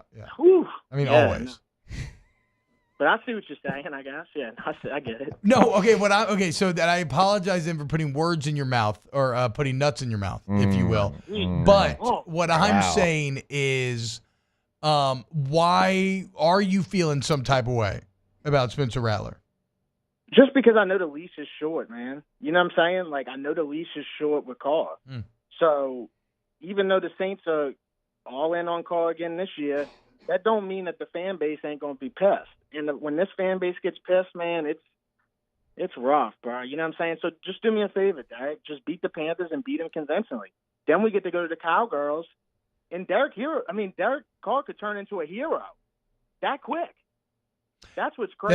That's true. Yes, no, look, with great challenge comes great opportunity. It's one of the cooler parts about sports, right? The things that are most likely to doom you, if you somehow pass the test, then we'll love you. That's why we love football. Yeah, that's why we love football right there. So I'm just looking forward to it. I mean, I really want to beat the Cowgirls too, you know? I mean, to Atlanta week 3, right? Week 3, you at home against the Eagles. Oh, and then week 4 to Atlanta. Yeah, week 4 to Atlanta. So, I mean, if the Saints could just start. Chiefs on the horizon, too. Yeah. You got to try to go 2-3 in the first 5. Yeah. That's terrible, man. That's terrible. I know. That's all. But if you go 3-2, to your point, Dev, if you go 3-2, well, all of a sudden it's like, okay, this team's frisky. This team could be good. Schedule lightens up in the back end. But, I mean, just as likely you could be staring at 1-4 when that run is done. Tight. Yeah.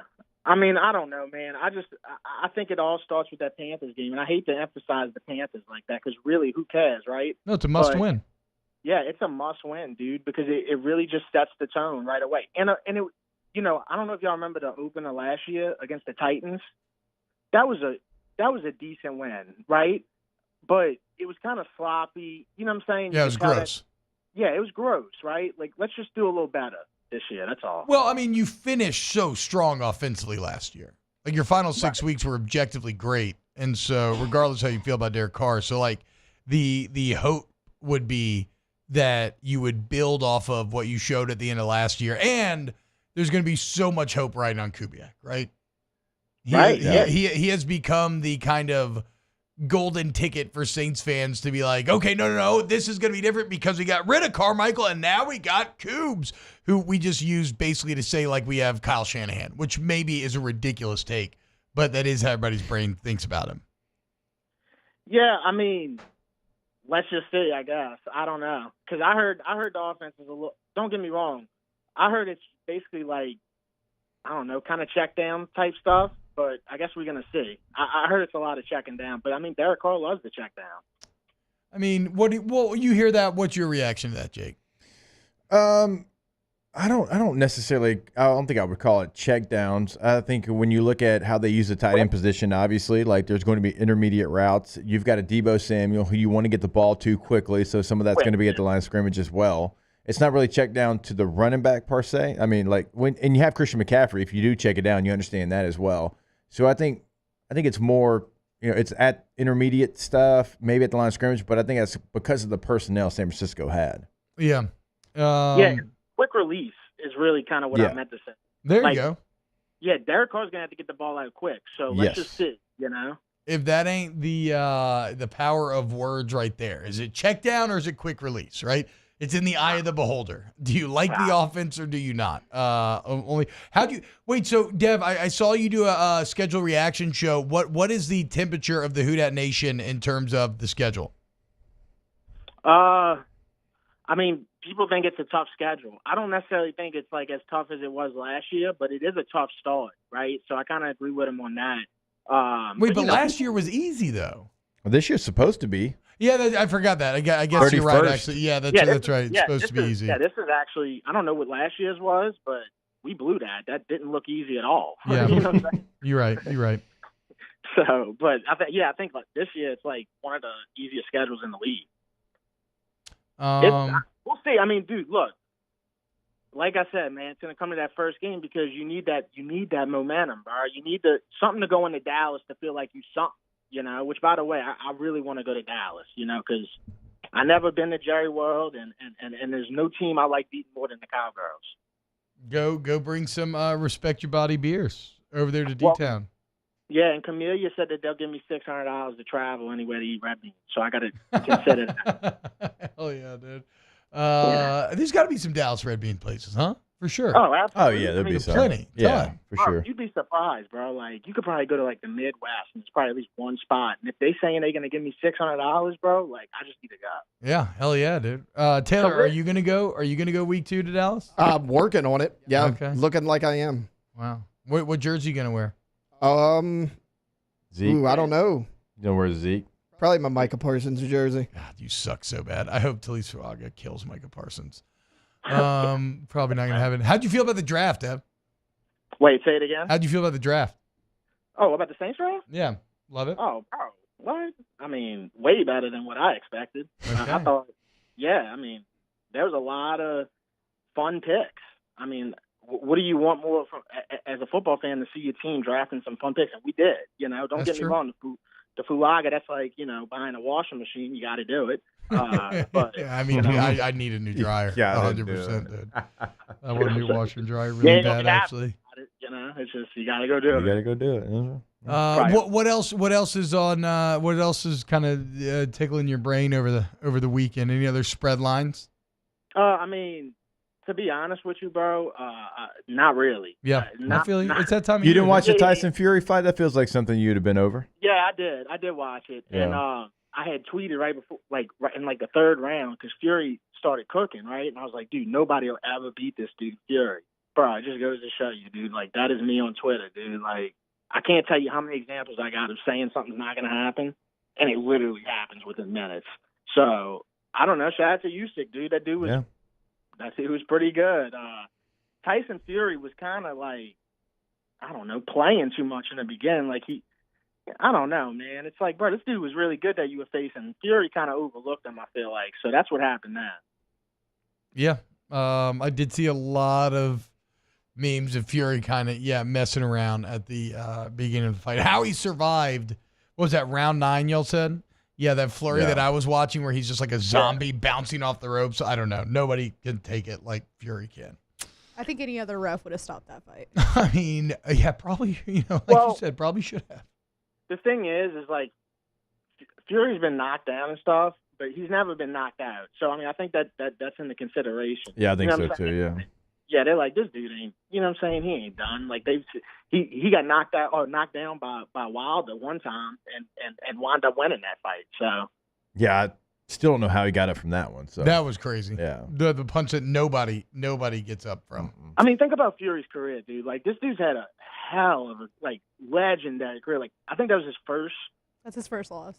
First loss ever. But, I mean, dude, he's been on top for a long time. Like, a very long time. And he fought some dudes that nobody wanted to fight. Nobody wanted to fight Deontay Wilder at that time. Yeah. Everybody was scared of him, dude. And Fury took his equilibrium out.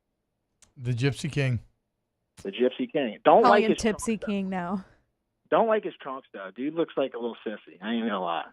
I didn't see. Can I get a picture of the trunks here? They didn't jump out to me. They're I didn't miserable. see them. Like, I understand boxing trunks are, kind of all over the place, but that was a miserable set of trunks right there. Dev, where are you going for RB&R today? We know yet? Dude, I think I'm going to Houma, bro, because I gotta make a trip.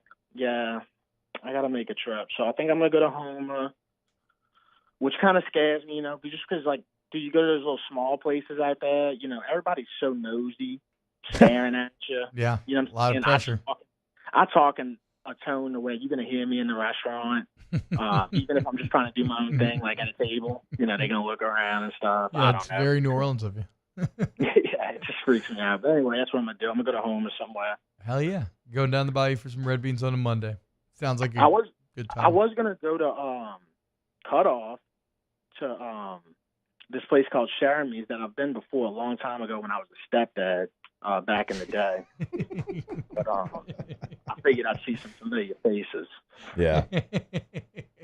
Well, make it down there to La Rose sometime. You ever heard that story about me being a stepdad? I vaguely remember you dating a girl, but no. What specific story are we talking about here? Oh, I was dating a chick. This is like in 2018.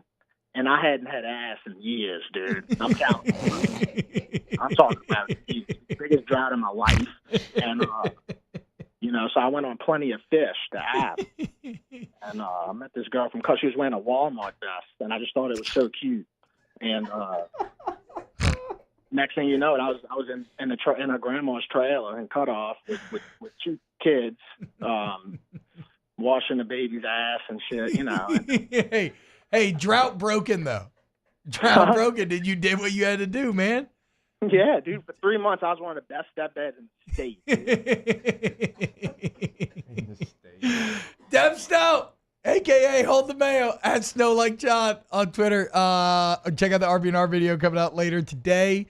Of course, all the spread quarters. Go sub to the YouTube channel. Follow him on Instagram, Twitter, all that. You already know because he's been blowing up forever now.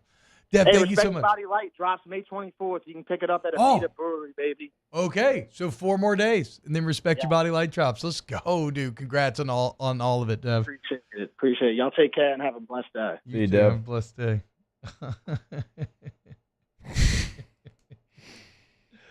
Coming up next, more OTB. Off the Bench with Hester and T-Bob. ColemanRoof.com, Coleman Roofing and Construction, ColemanRoof.com. You go to Coleman today.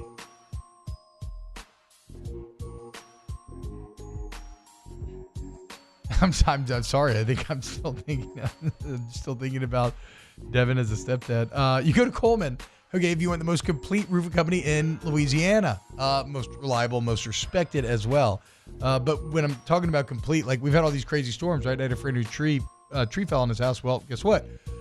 You call Coleman, not only will they fix the roof, but they actually rebuild the house as well. That's the construction portion of it. So you got water damage during these storms, anything like that, Coleman's your answer. And really for any project, commercial, residential, anywhere in the state, ColemanRoof.com. It is anywhere in the state, here in Baton Rouge, where Dev's going, down in Houma and Lafayette, Madisonville, Gonzales. I mean, throughout the state of Louisiana. Find the contact information on their website to see what that number is close to you, ColemanRoof.com.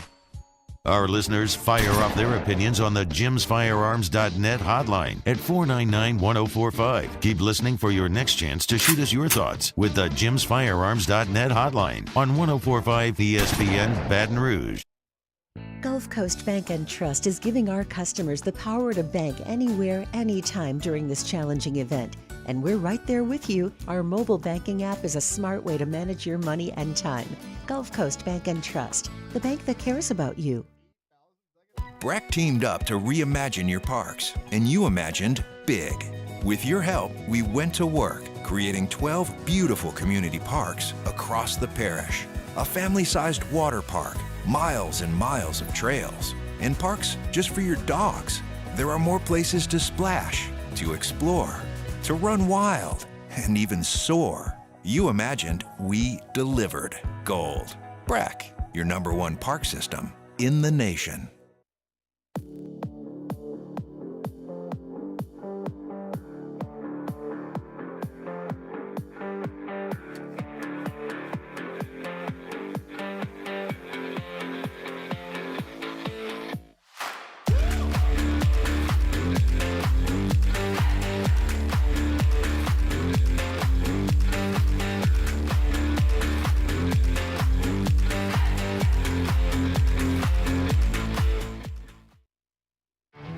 There it is, the extra mile, on the border of expected and extraordinary, for those willing to go further, like vans customized for work or play, with safety and tech to keep you connected, supported by a 5-star sales, service, and finance team, and backed by the 1-star you know.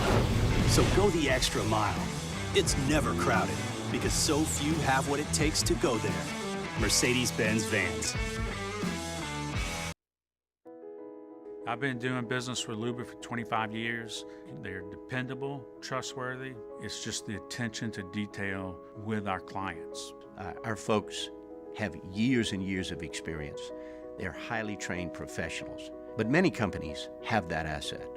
What I'd like to think makes Luba a bit different is that we use those talents in a way that truly is dedicated to serving the needs of the folks who depend on us. Dylan Cruz here to tell you about Six Rings Baseball and Softball Camp. If you live on the North Shore and play ball, go to Six Rings Camps with former LSU assistant coach Dan Canaveri. His knowledge is second to none, and your child will improve and have fun doing it. Camps are held at Coquille Park and Six Rings Academy in Covington with 4 sessions over the summer. Full day and morning only sessions are available from ages 7 to 13. Go to sixringsbaseball.com or call 985-206-9096. Learn the game to love the game.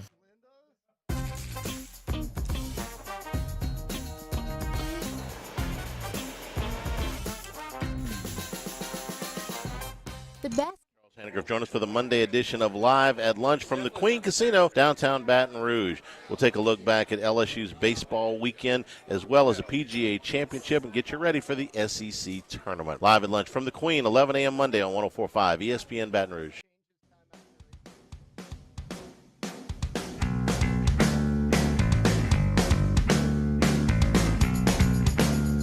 All-Star Toyota presents Off the Bench with Hester and T-Bob. ESPN Baton Rouge, New Orleans, Alexandria, and 1130 The Tiger. Oh, way to go, Tay-Tay. I'm sorry, Daniel Basham, one of our most loyal Bayou Ford YouTube chat members. A couple of bots showed up, and so we had to start banning. And Taylor banned Basham for 1.8 thousand seconds. It's random. So 300 is 5 minutes. Okay. Yes. So look, that it was is an accident. I don't know, an hour. How many seconds? Oh my God, why is my brain not working? How many seconds? 1.8 thousand, nearly 2,000 seconds. So it's obviously, it's like 300 times 5 is 1,500, so 6 times 5, so it's 30 minutes. You hit him with a 30-minute ban. Wow. Way to go, Tay-Tay. Dang. It was. Hope you're it happy. was an accident. You couldn't even give him 5 minutes. He makes one comment about the Cowboys. I was doing the name one right comment next about to the him. Cowboys, dude, happens, and you dude. ban him. Unbelievable. I mean, Des said Cowgirls. Look, he's actually one of my favorite posters in this YouTube chat. It was a complete accident. I just love this, guys, because this is absolutely actually Taylor's fault.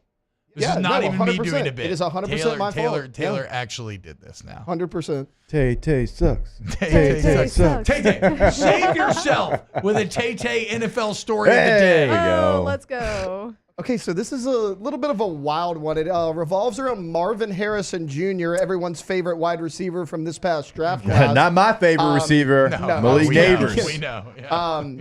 Yeah. Fanatics has filed a lawsuit against Marvin Harrison Jr., and this is because of a contract that he actually signed May of 2023, so going into his last year of college. It was basically like an autograph signing thing. You'll sign merch, memorabilia, cards, all that. Well, he has not done any of that, and he has started his own website called the Official Harrison Collection LLC. And on his website, you know, there's photos, jerseys, helmets, trading cards, whatever. And it says this is the only website to purchase Marvin Harrison Jr. memorabilia. So Fanatics is rightfully like, hey, what the heck? They've reached out to him. He said that a larger competitor had made him an offer, and other trading card companies have made him competing offers. And he's basically demanding that Fanatics meet or exceed the other offers, even though he has already signed this contract. Fanatics reached out to him and said, hey, can we see the other competing offers? He will not give them an offer sheet of any of the other competing offers. He's just telling them, I need more money before I do any work for you. So they are suing him, and I imagine they have a pretty good case on this. So, Bro, I mean, Marvin Harrison Jr. are making you headlines. cheering for Fanatics? He signed the contract back in May of 2023. Against a single human being? The corporation of Fanatics, which is like insidiously taken over and lowered the quality of like professional merchandise throughout the country? Yeah, well, but he did sign that contract in May of 2023, and now he's You're just still mad he won the Biletnikoff. Not my Biletnikoff winner. Yeah, exactly. Well, hey, look, I agree. We're not taking a side one way or the other. You are this is absolutely taking a side. I am not taking a side. Yes, you are. Did I say, man, I hope he loses this? No, I didn't. I'm just letting you know. Like, I'm reading it straightforward. This is what happened. Did are people still mad? Has Fanatics fixed the baseball? Well, think they said they've improved them. People still hate them. Yeah, they like last week pretty maybe. terrible, yeah. Last week they gave him some new ones. They're still not great though. Fanatics. Imagine suing a lone human being when you're a corporation of that size. Can I say, like, Get out of here, I do nerds. agree with you there with Fanatics.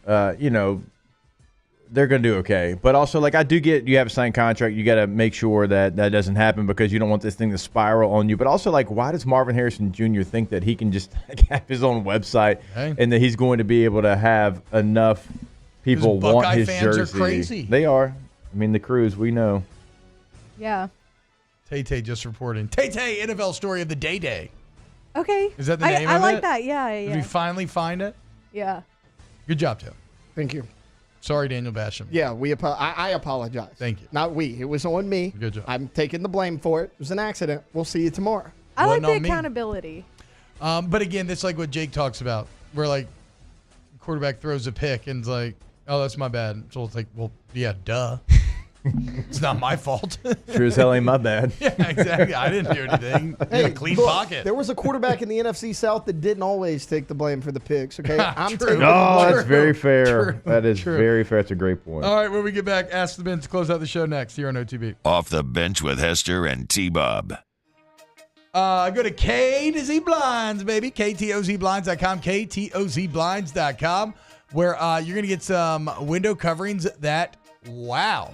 And again, this is something I think you appreciate as you get older, but there is nothing that steps up the feeling of your home or particular room than great window coverings, be it like drapes, maybe something more functional like the lower down automatic blinds that Jake has for his outdoor living area, which actually ends up helping with the glare inside and actually ends up helping control temperature during the summer and whatnot. Yeah. The point is the functional and aesthetic gains that there are to be made by K to Z is unrivaled. So go to K to Z Windows, KTOZBlinds.com. Yeah, go to the website today to see what they can do for you. Like T-Bob said, I mean, things that you don't even know that you want or need, they're going to come in. They're going to say, hey, if we do this in this area, it's actually going to help these other 3 areas. They're going to know your space so quick. 5 minutes time. Brandon Barton and his team are going to know your space. K2ZBlinds.com. In times of need, get a full list of phone numbers, websites, and other important emergency information on the Demco Stormwatch page at 1045ESPN.com. Farming is a way of life for us. It's not something we get up in the morning and dread going do. It's just something we go to bed at night looking forward to getting up to go do. John Deere equipment is what we as farmers strive to have. So it's in your blood, it's in your veins. It's just a part of who you are. Green is what we want to be in. The other tractors were acquired to patch it up to get to where you want to be. Where we want to be is in John Deere.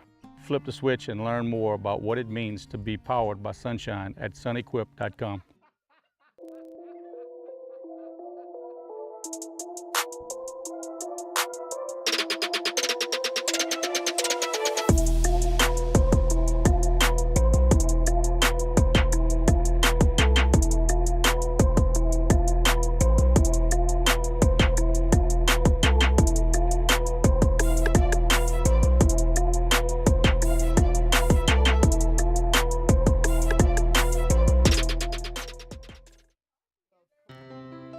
When it comes to ending cancer, we push forward, always working together for you.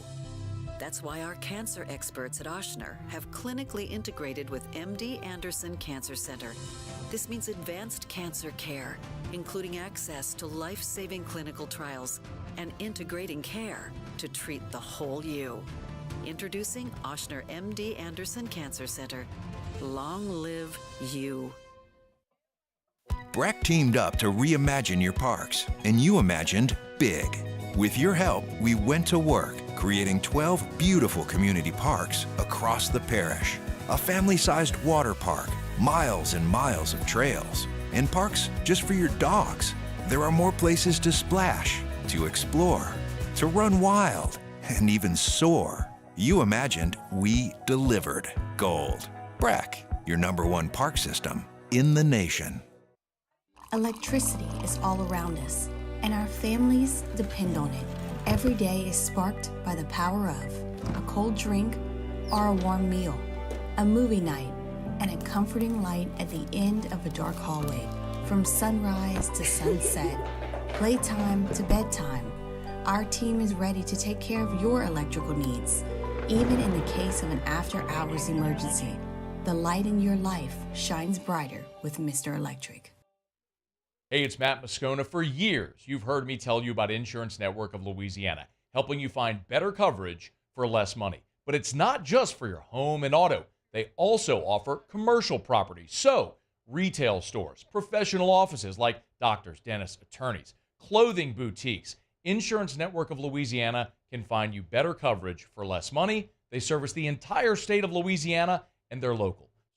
Join me for a Monday edition of the Hunt Palmer Show presented by Gulf Coast Office Products as LSU on the NCAA tournament bubble. We'll get you ready for the SEC baseball tournament. Hunt Palmer Show 1 to 3 weekdays, 104.5 ESPN Baton Rouge.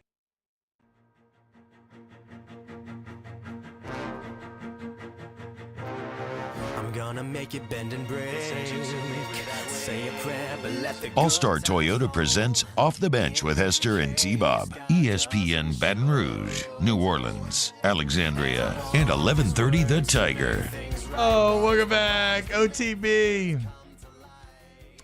Ask the Bench, brought to you by Cold Curse Lat, Vizzy Arts, Ultra Blue Moon Light Sky, Citrus Sweet. Let's dive in. Ask the Bench, do you eat quiche? And if so, what's your favorite?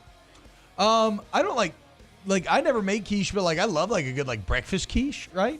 Who doesn't love a good breakfast quiche? I don't think I've ever had quiche. It's just like a casserole, right? Yeah. Am I crazy? And this is all the same deal, basically? It reminds me of White Chicks. Kind of a casserole, but ish. Ask the Bench. You can have a little bitty quiche too. Just a little niche quiche. I don't know. Ask the Bench. Will Jacob Hester try to find the playbook in NCAA with every play incorporating 4 fullbacks? North Dakota State, but is North Dakota State going to be on the game? I think FCS schools so, be on the game? right? Because didn't they? I don't know. Because they actually have 41 personnel. Yeah, I don't know. If they're not, I'll have to go to Michigan's playbook. Yeah. Be the only one that would probably feature the fullback. Ask the Bench. You can only watch movies from one of these 2 stars for the rest of your life. Who are you picking, Tom Hanks or Tom Cruise? Tom Cruise. Yeah, Tom Cruise for sure. Tom Hanks has incredible movies, Yeah. but Tom Cruise has action, drama, He has it all. comedy with Tropic Thunder. Jerry Maguire. Yeah, he's more versatile as far as his They're movies. both incredibly versatile, but it's tough. That's tough, It man. is a The tough action part of Tom Cruise probably sets him. I think it's You know just what I that mean? it's easier to rewatch action movies and just turn your brain off. Yeah. That's what I meant. Yeah. But then, bro, Then no be Saving sad Private about Ryan, no Castaway. Ooh, Saving Private Ryan's good. Forrest Gump. Actually, I know, think but I'm that Hanks. makes me kind of sad. I think I'm Hanks after talking I can watch about. Top Gun 2 over and over and over and I know, over, and I that's true. have. I just so. love Jerry Maguire so much Jerry that Maguire's I don't think I fantastic. could give that movie Interview up. with the Vampire. I mean, you can go so Yes, many different ways that's with a good Tom one, Cruise. yeah. The Ask Firm. the Bench. It's Craig Schilling's birthday. Do you miss his memes from the huddle? He kept hanging with Hester full of content. Yeah, shout out Craig Schilling. Yeah. Happy birthday, Craig. He's helped me with a lot of hey, this is random, but can you put this together and just like that? Hell yeah. One time we were trying to get a roofing sponsor to to go across the finish line, and we were right there.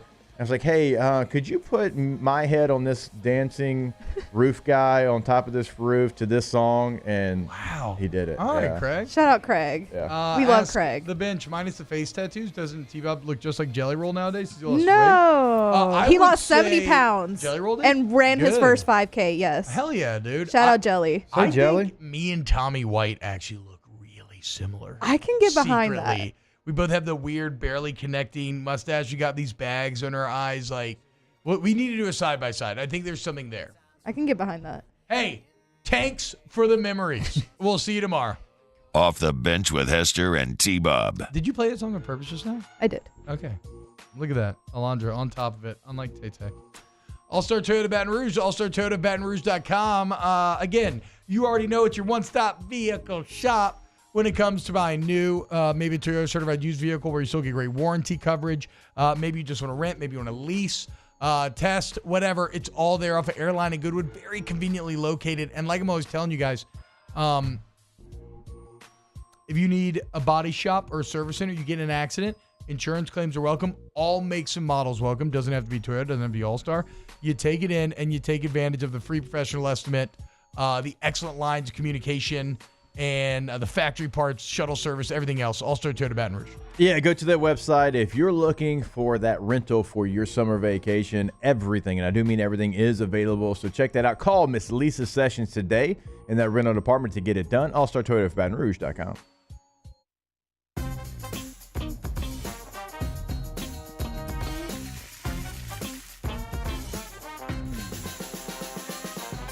The best kept secret in town is out. Discover Tallulah at the Renaissance Hotel